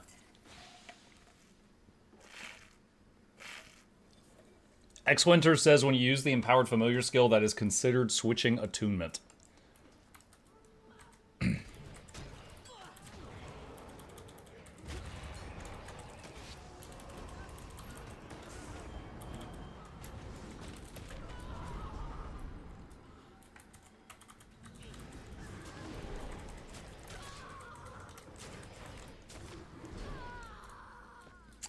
So I spend points from the dailies to buy the tomes. So when the expansion came out, I could use them to get hero points to get elite specs. So I wasted points on them rather to get something I would like to transform items to look like other items. Okay, hold on. So, Box, hold on. What is the exact name of the tome you got? Because if you just made this purchase, then I was mistaken and you were not talking about the skill tomes from 10 years ago. If you're talking about a different tome, then I want to figure out what it is so I can try to help you. Tome of Knowledge. Okay, Tome of Knowledge is not related to hero points. If you double-click a Tome of Knowledge, it gives you a level up on a non-max level character. So if you've got a level 30 character and they use a Tome of Knowledge, they'll become 31. If the character's already maximum level and you use a Tome of Knowledge, it gives you a Spirit Shard. But I'm afraid that system is not related to hero points. It's level ups. Why would they keep a regular stone just because it's pretty? Mike, what I want to change my main, what is the most complex class? Probably Catalyst. Like Guard can be Healer, Willbender, Dragon Hunter. Oh, class that can be the most, like, jobs? Chronomancer. For Mesmer. Can be the most things. Like, a Mesmer can be a Chronomancer, a Troubadour, a Virtuoso, or a Mirage, but just the Chronomancer can be everything.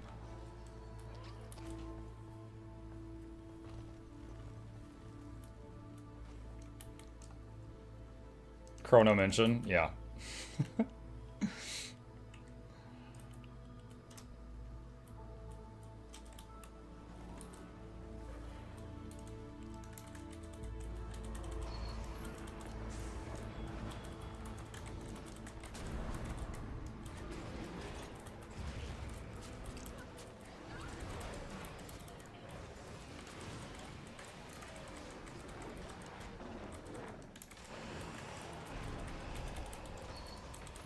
Mug, is there any reason to save Tomes of Knowledge? Yeah, sure. If you are an altaholic, and like, okay, so I usually save a stack of them in my bank, right? So I got 240 in here. So this is 3 times, 240 divided by 80 is 3. 3 times I could make a max level character and I could make a new character and instantly make it max level, right? So I usually keep some on standby in case I want to level up a new toon. And then any beyond that buffer, I usually just eat them for the spirit shards just to get them out of my bag.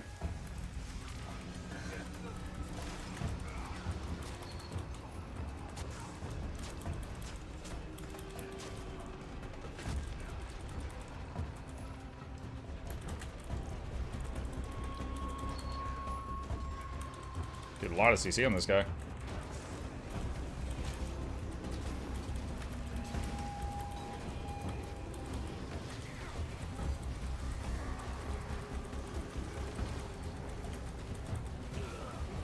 There we go.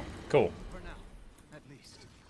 Still, one must take the victories afforded to them. Weirdly, if you have legendaries, getting a new character is more valuable than an equipment tab for 2 equipment tabs. Again, 400 for equipment tab. Power level alt or save for spirit shards. You get a fixed amount of hero points to unlock the base skills and not any spec when leveling up or using tomes.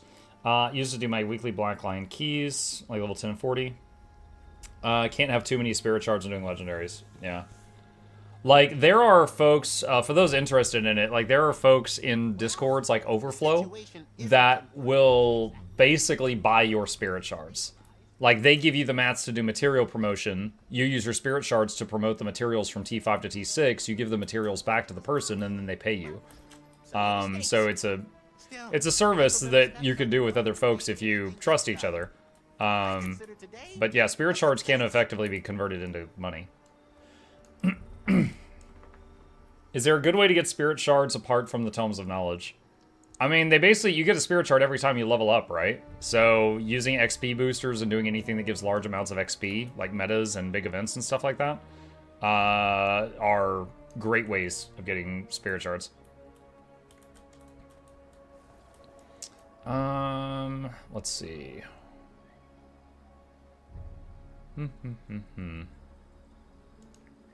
Let's see if anyone's doing this.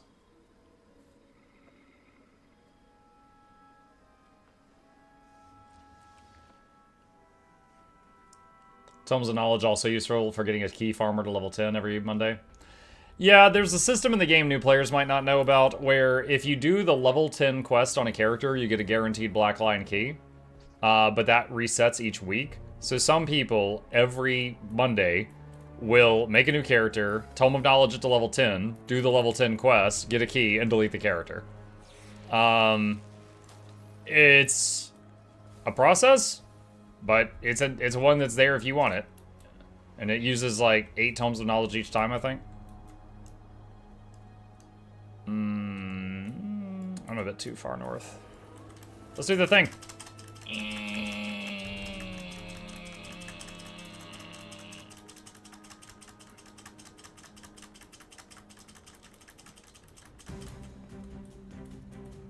Going in for landing, splat.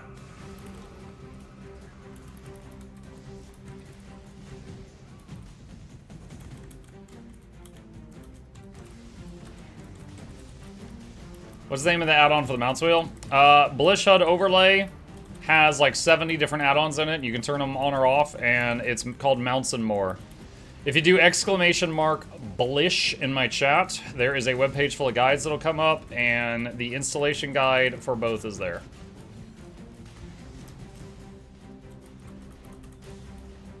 If you want it.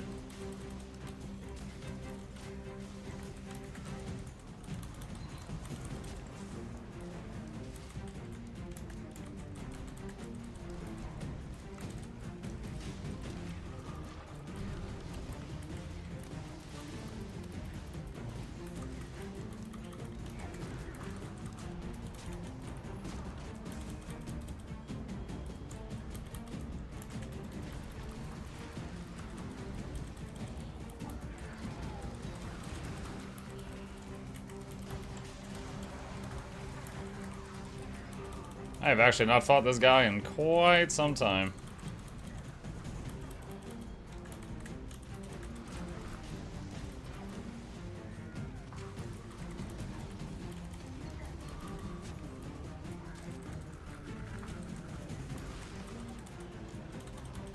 Mike, what is the origin of your name? If you do exclamation mark my name in the chat, there's a whole video on this. But the TLDR, if you don't want the whole story, is that when I started using it, I thought I was making up a word. I didn't know it was already a word.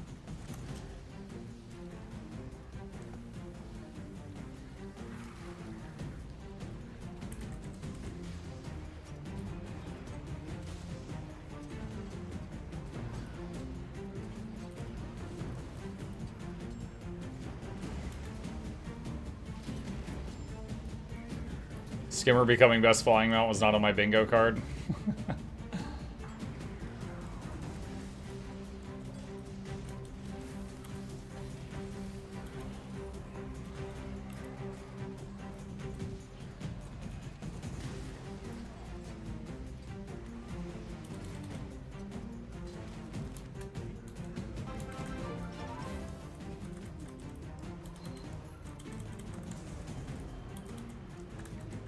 I was at a friend's house and the blanket on her couch was Mukluk brand. Are you serious? Yo, she's got good taste.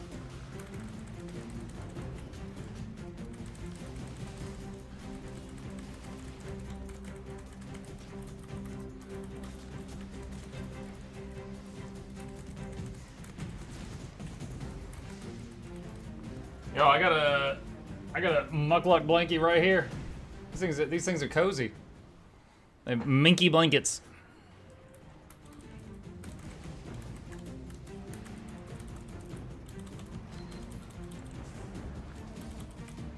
Exclamation merch.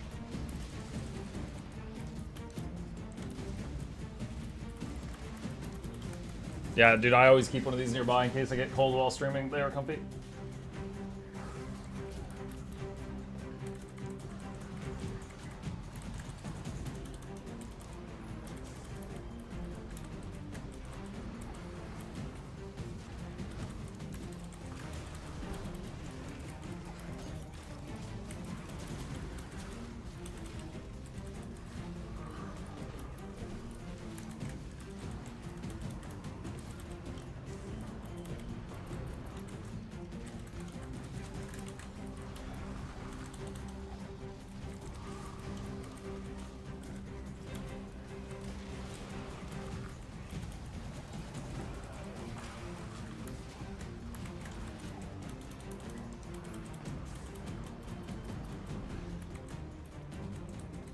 He's running.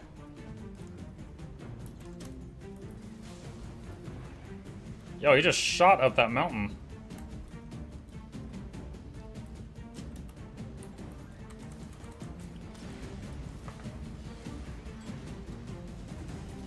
Mike, did you try the mirror chest thing? Yeah, I farmed them for hours the other day to get the legendary rebreather.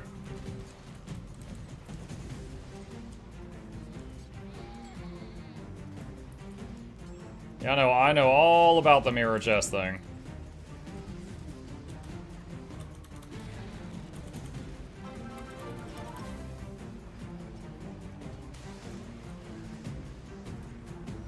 They're flying mounts in the game now? Mm-hmm. There's 9 different mounts in the game now.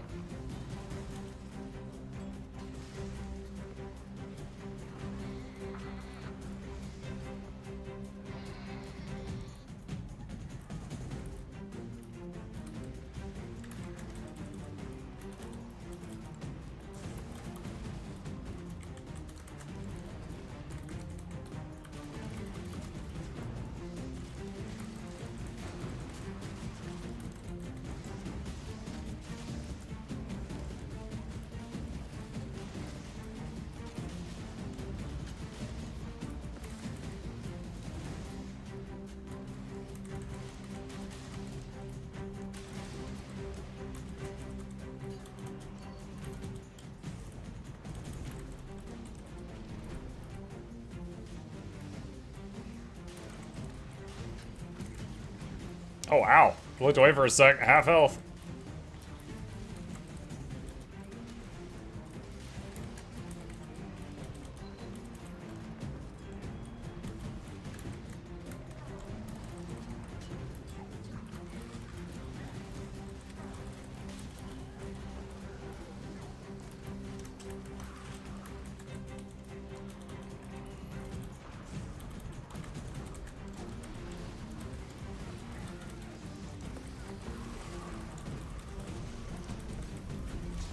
The bunny flies? Yeah, straight up for a few seconds.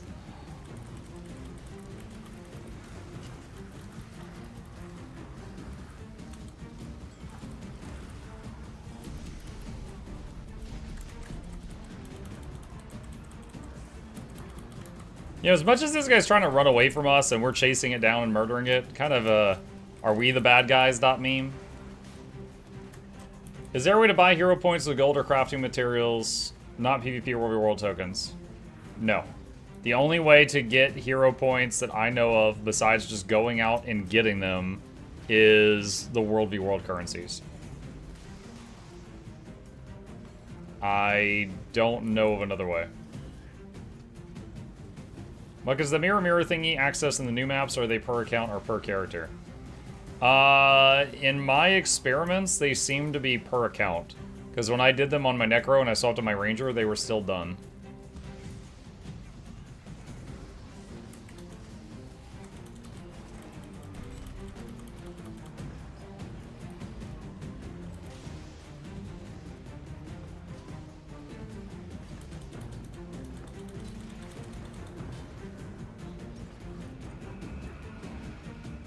What? What? Oh, I guess we failed it.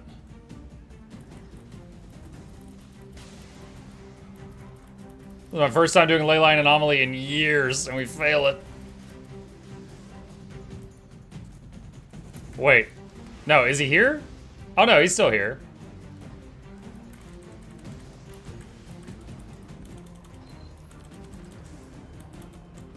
Plus 1 MC. Yo, this is not worth 1 MC.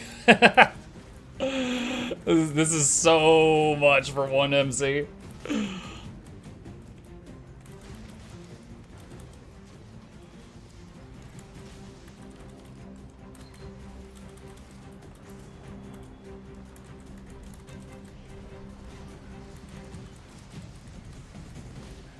Is it me or there's so few people for LLA? Well, I mean, this is an old event, and the expansion came out just a couple days ago, so people might be doing other things.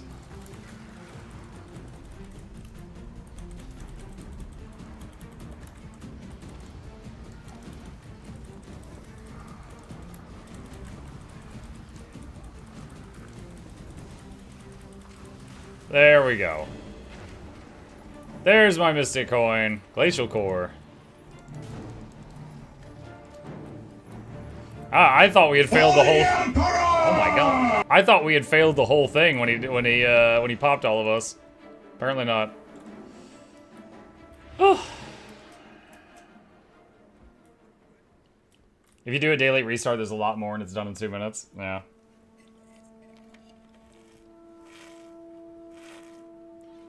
Which resource is more important from the VOEX pack? Shipwreck, Strand, or Starlit Wield?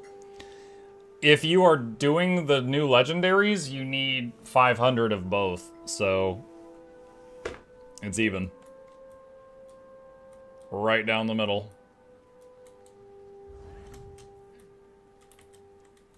Let's see, Hammerheart Rumble's in like 7 minutes. Could go for that again. And we know that's going to be lively, because lots of folks in the new zone. Go mess around here till it pops.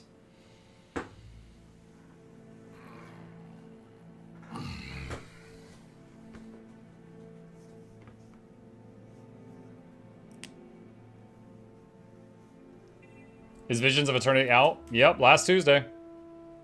I'm here right now. It's very pretty.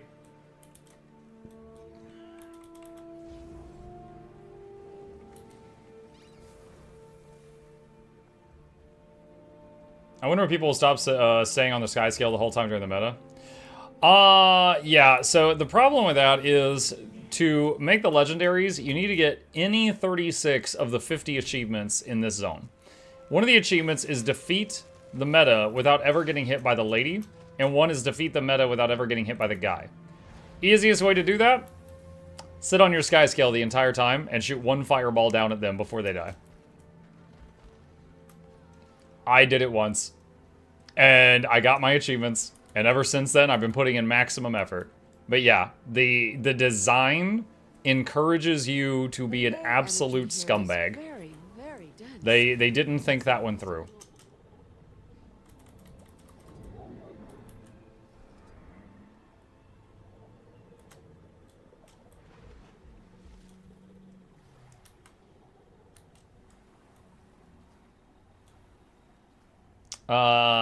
When do you use Warclaw over Skyscale? For me, it seems like Skyscale is the best around 100% of the time.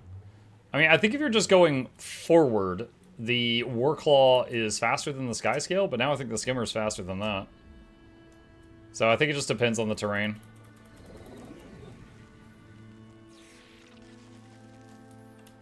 Oh wait, hold on. There's a thingy over here. What is this?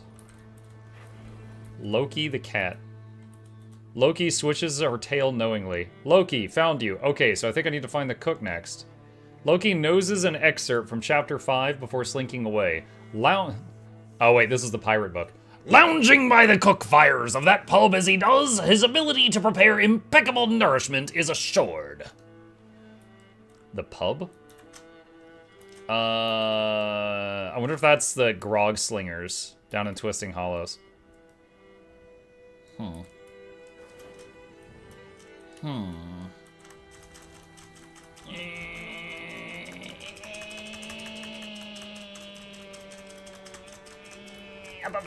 Yes! This is the best collection, read the book. I've already read a few pages of the book. It can fly if you want it to hard enough.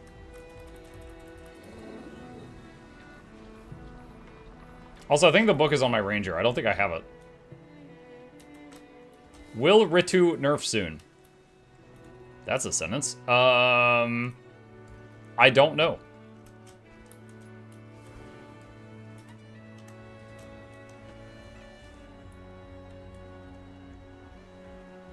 You get a new page for every cat. Yeah, I know, but the book's on my ranger, and I'm on my necro right now.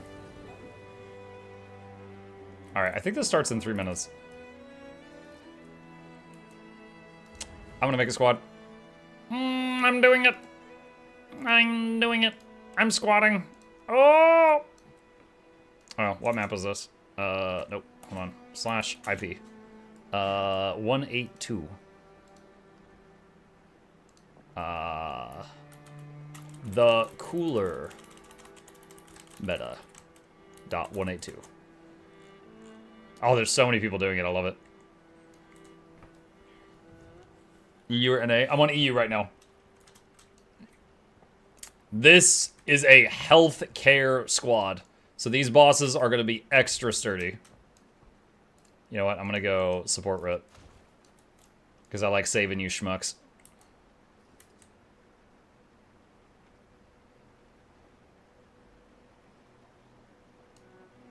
Healthcare, no burgies.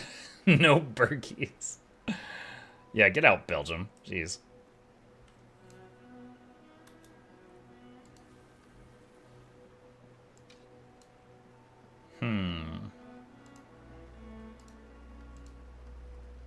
Joined your map and crashed the game.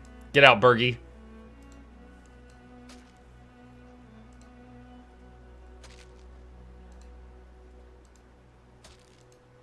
What is that sound? Scatty Hammerstorm is throwing eggs at me. Meme.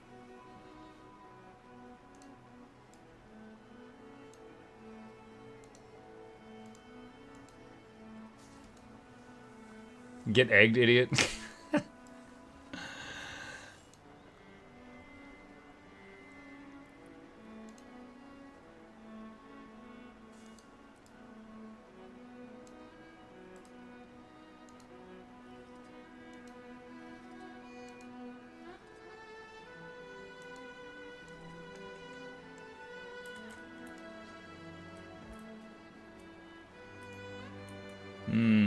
Normalize egging streamers. Muck, have you ever had use for the /LFG command? What does that do? Muck, what non-seasonal item you always pick first in the Wizard's Vault? Non-seasonal item? Mystic coins? Mystic clovers, I mean. I go through a lot of Mystic clovers. Air's crackling, smells like lightning. Saida here gave me her communicator. Insists you'd help, so help. Thanks. So, help.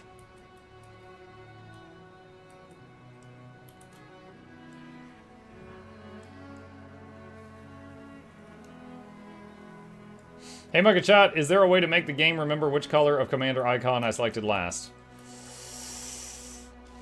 Your astral words say their scanners. If it's not doing it automatically, I don't know. Make a deal with darkness to get us all Mine really likes to give me pink Catmander. And Jimmy'll do whatever she says, long as it involves explosions. New haircut? Careful. Those two have way more ambition than brains.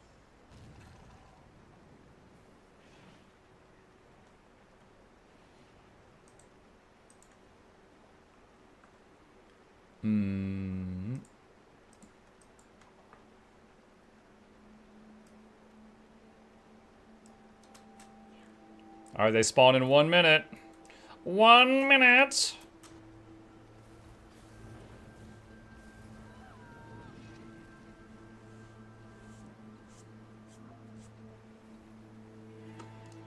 Mike, have you tried Heal Evoker since release? I'm gonna try it tonight. I tried Heal Amalgam this morning. I'll try Heal Evoker during the evening stream. I gotta wrap my head around it. See what's up. What new elite spec have you been having the most fun with? Ritualist. I haven't played a ton yet, and I can't decide what I want to try first. For me, Ritualist.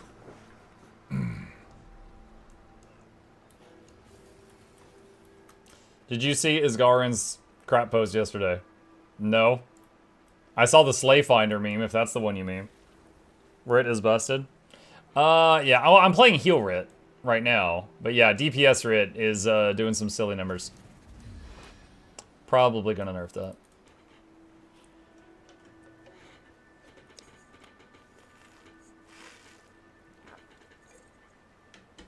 Oh, well, here they are. Less sense than a sunfish, eh, Jimmy? What'd I tell ya? Well, you said if we act suspicious, these do-gooders will show up. Then we'd blast them with the contraptions you bought. Don't ruin this. Is Captain Jessica Hammerheart Sylvanas? She sounds like Sylvanas. Only 7 minutes older she is, and I'm bigger besides. Didn't invite these louts here for tea. Fire up the machine, you dolt.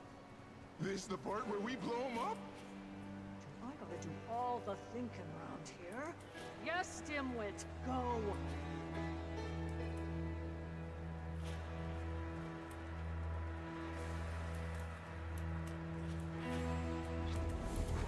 Golem charge! Push, push, push, push, push, push, push.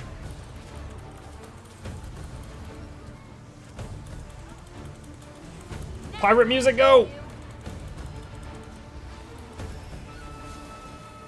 You have negative. Alright, let's go.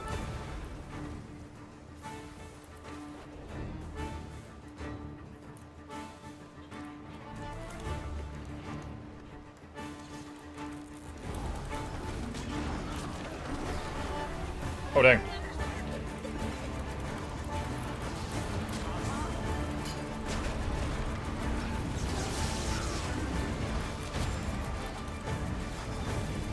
Hype for the music. That's why I turned it up. A souvenir from Maguma's depths.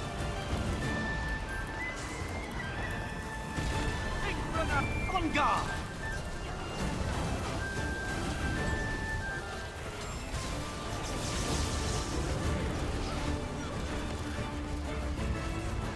Where did the downstate go? There he is.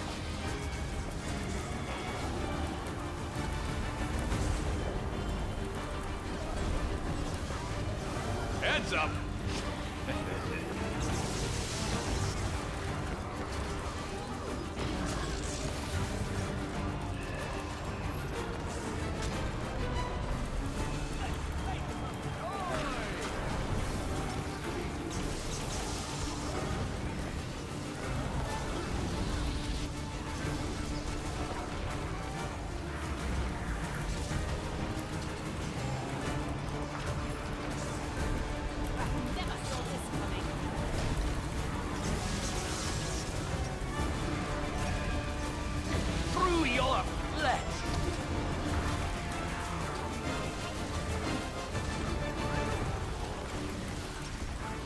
Easy, Mark.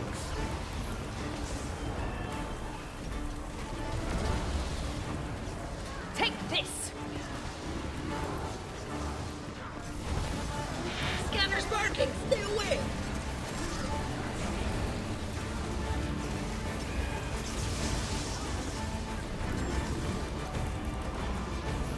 I like fighting this, what was it, Jessica, more than Jimmy. Because Jimmy has that really fast wind-up knockdown, and Jessica does not have that.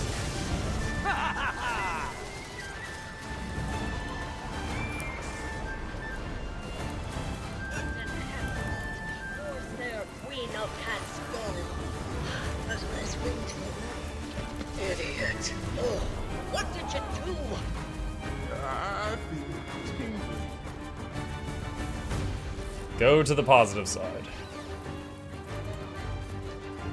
Oh my gosh. There's a spinning blade right on the teleporter.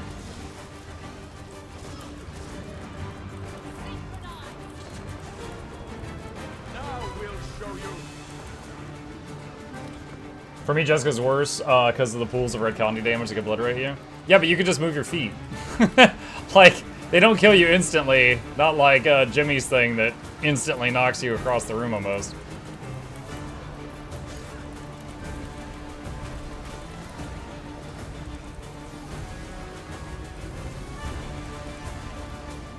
Like right here, you can see where they're going to appear beforehand. You just move out of the way. And then you start rezzing the people that did not move out of the way.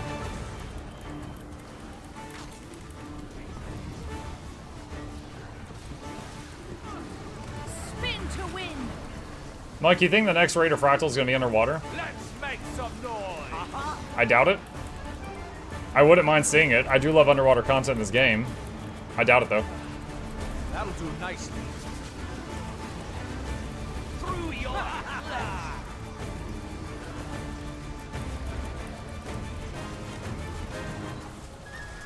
Alright, Bloodwell res that pile of people.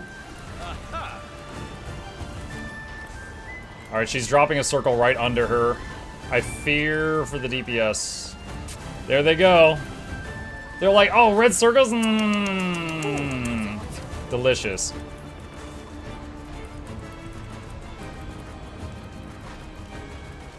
easy mark. Scanner's barking! Stay away!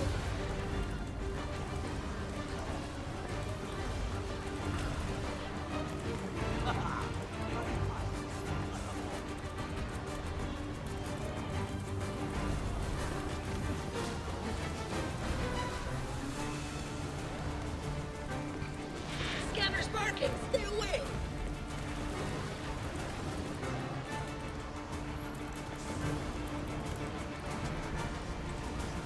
On guard! Always gotta explain everything twice. Jimmy, both those clevers. The ones letting them break the Noma Look out! Work get howling! Can you move Jessica out of the pools? I don't know if you can move her out of the pools, but the thing is, like, the pools don't cover her whole hitbox, so I feel like you can just get to another side of her and still hit her. It's rare that there's, like, no side that's available, I think. From the bluest depths.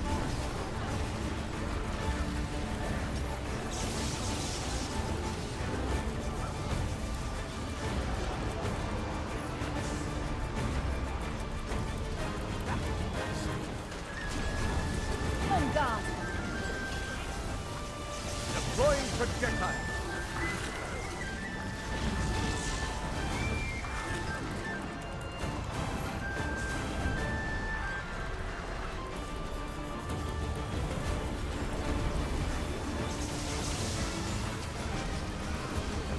Not bad. Bloodwell res.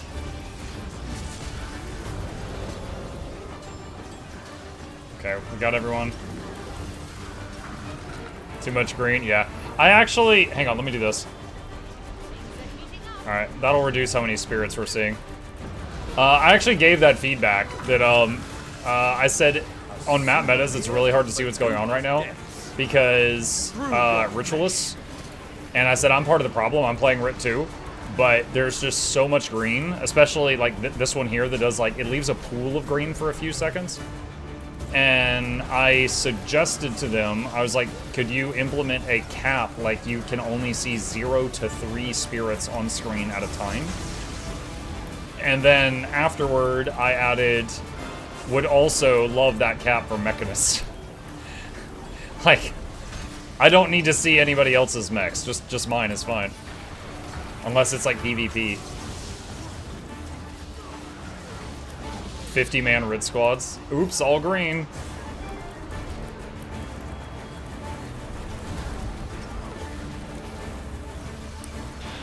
It's the royal tale.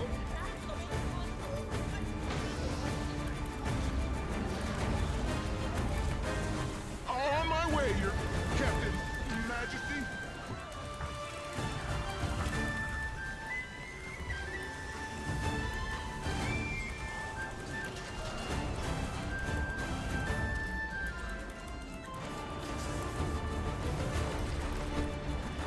I'm stuck on the machine. I'm trying to get over here to save these two.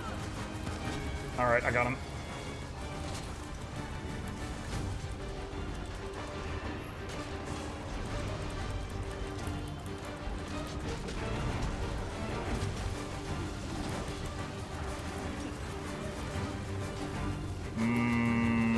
Signet of Undeath. I can't save him in time.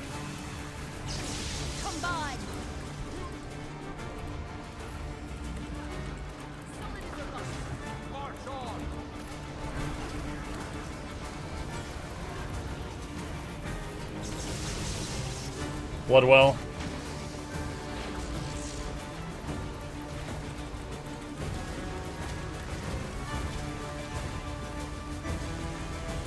All together.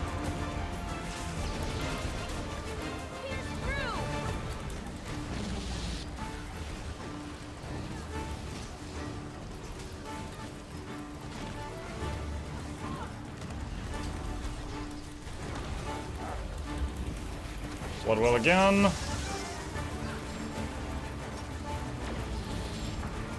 Uh-oh. I say uh-oh because he did a red circle on the melee and my heal stuff had just gone on cooldown, and I knew that a bunch of them were going to get clocked.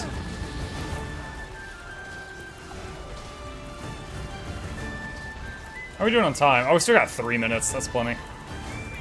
I know some groups have failed this meta since they buffed the boss's health. Commander, the scanners are dead. Are you? No? Then I assume that's the job done. Fido was right. I'll be damned. Slash squad, GG! Nice. We had plenty of time left, too. Let's see, I can't find the right file for the mount wheel add-on. So, Vanix. Hang on, I got you. Alright, so I just put a link in the Twitch chat that you're in. Exclamation Blish. Alright, so first, this video will show you how to install Blish HUD. Then, this video will show you how to set up the mount wheel. That's what you need. Blish HUD has the mount wheel files in it, but that's the setup video. Mugnagia, we're too related. How do you like Dispatch so far? Dude, I love it. I kept having to pause because I was laughing so hard last night, and I needed a minute to recover to continue with the story. It was so funny. Blish HUD, sorry, I was reading the word Blish HUD on screen. Dispatch was really, really funny. Thanks, man. Sure.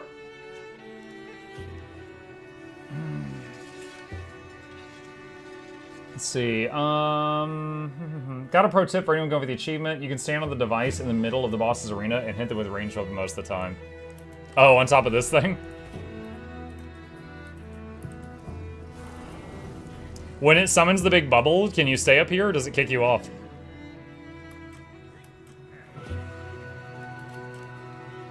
Invisigirl is something? Invisigirl's a freak.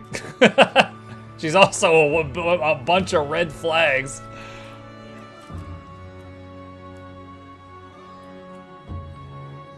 Muck, if you want a laugh, look at Snowcrow's... Wait, hold on a sec. What is this?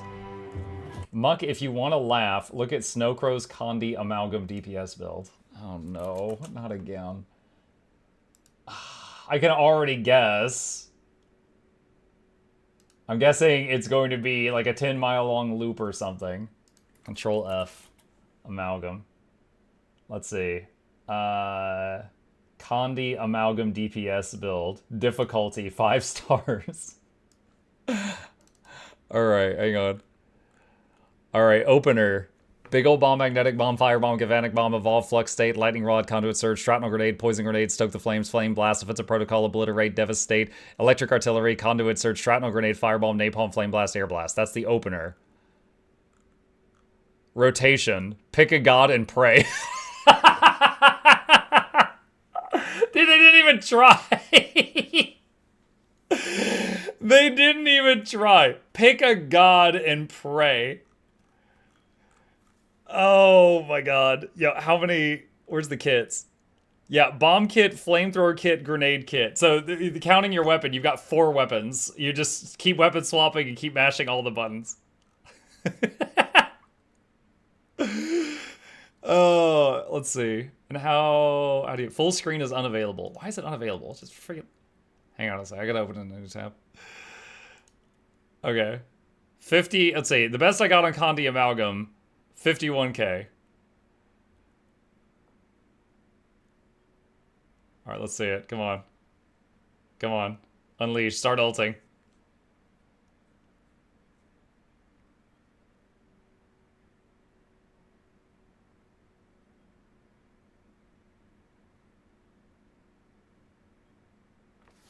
I'm just watching the buttons down here as he goes through them.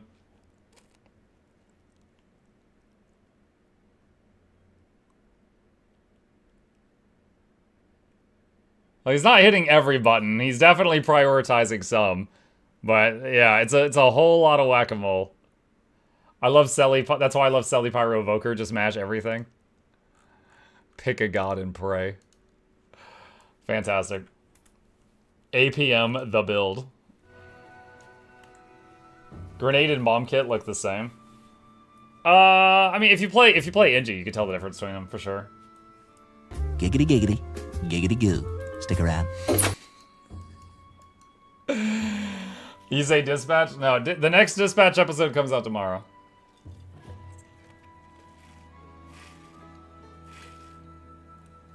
You have to play it fast enough so that the kit timings become instinctive. As you can't see them, it's hard to just pick up and play it. Some of the kit timings, like, for example, if I'm playing, what is it? Heal Amalgam, or heal, anything with the elixir gun. Anytime I use the 4 button, the elixir blast thing that launches you backward, I hate that I have to hit weapon swap 3 times to get out of it. Because it's like, yeah, you hit weapon swap and you stop, and again, and it doesn't really do anything, and then again, and then it works. But some of the kits are very finicky. Like, I like in the rotation when you don't have to hit weapon swap to leave a kit, you can just hit another kit, because it feels like way more reliable. Animation canceling? Yeah. This might not make a lot of sense if you don't play Inji, but if you do play Vinji, you probably know what I'm talking about. Like, it feels really reliable swapping into another kit, but it feels not reliable swapping out of your kit back to your basic weapon. That's fun if you lag and there's a ledge nearby, you just eat yourself off. Yeah, Harvest Temple says hello, Kamiris. For sure. Let's see. Just press the kit again. That way you can skill queue and no problem. Yeah, you can't. The thing is, I mean, I don't main engineer anymore, but the thing is like, it's nice when I want to go to my main weapon that I can hit like weapon swap from any kit and it goes to my main weapon. If I want to go to my main weapon in grenade kit, it's 7. If I want to go to my main weapon in bomb kit, it's 8. If I want to go to my main weapon from flamethrower kit, it's 9. You know, I don't like having a different button per kit to go back to my main weapon. So it's just unfortunate that it feels kind of choppy that way. Is anyone not able to enter World v World? Box, you may not have picked a team. Go down to this tab right here and pick one of these teams and join the team, and then try again. That was a change they did last year during the world restructuring thing.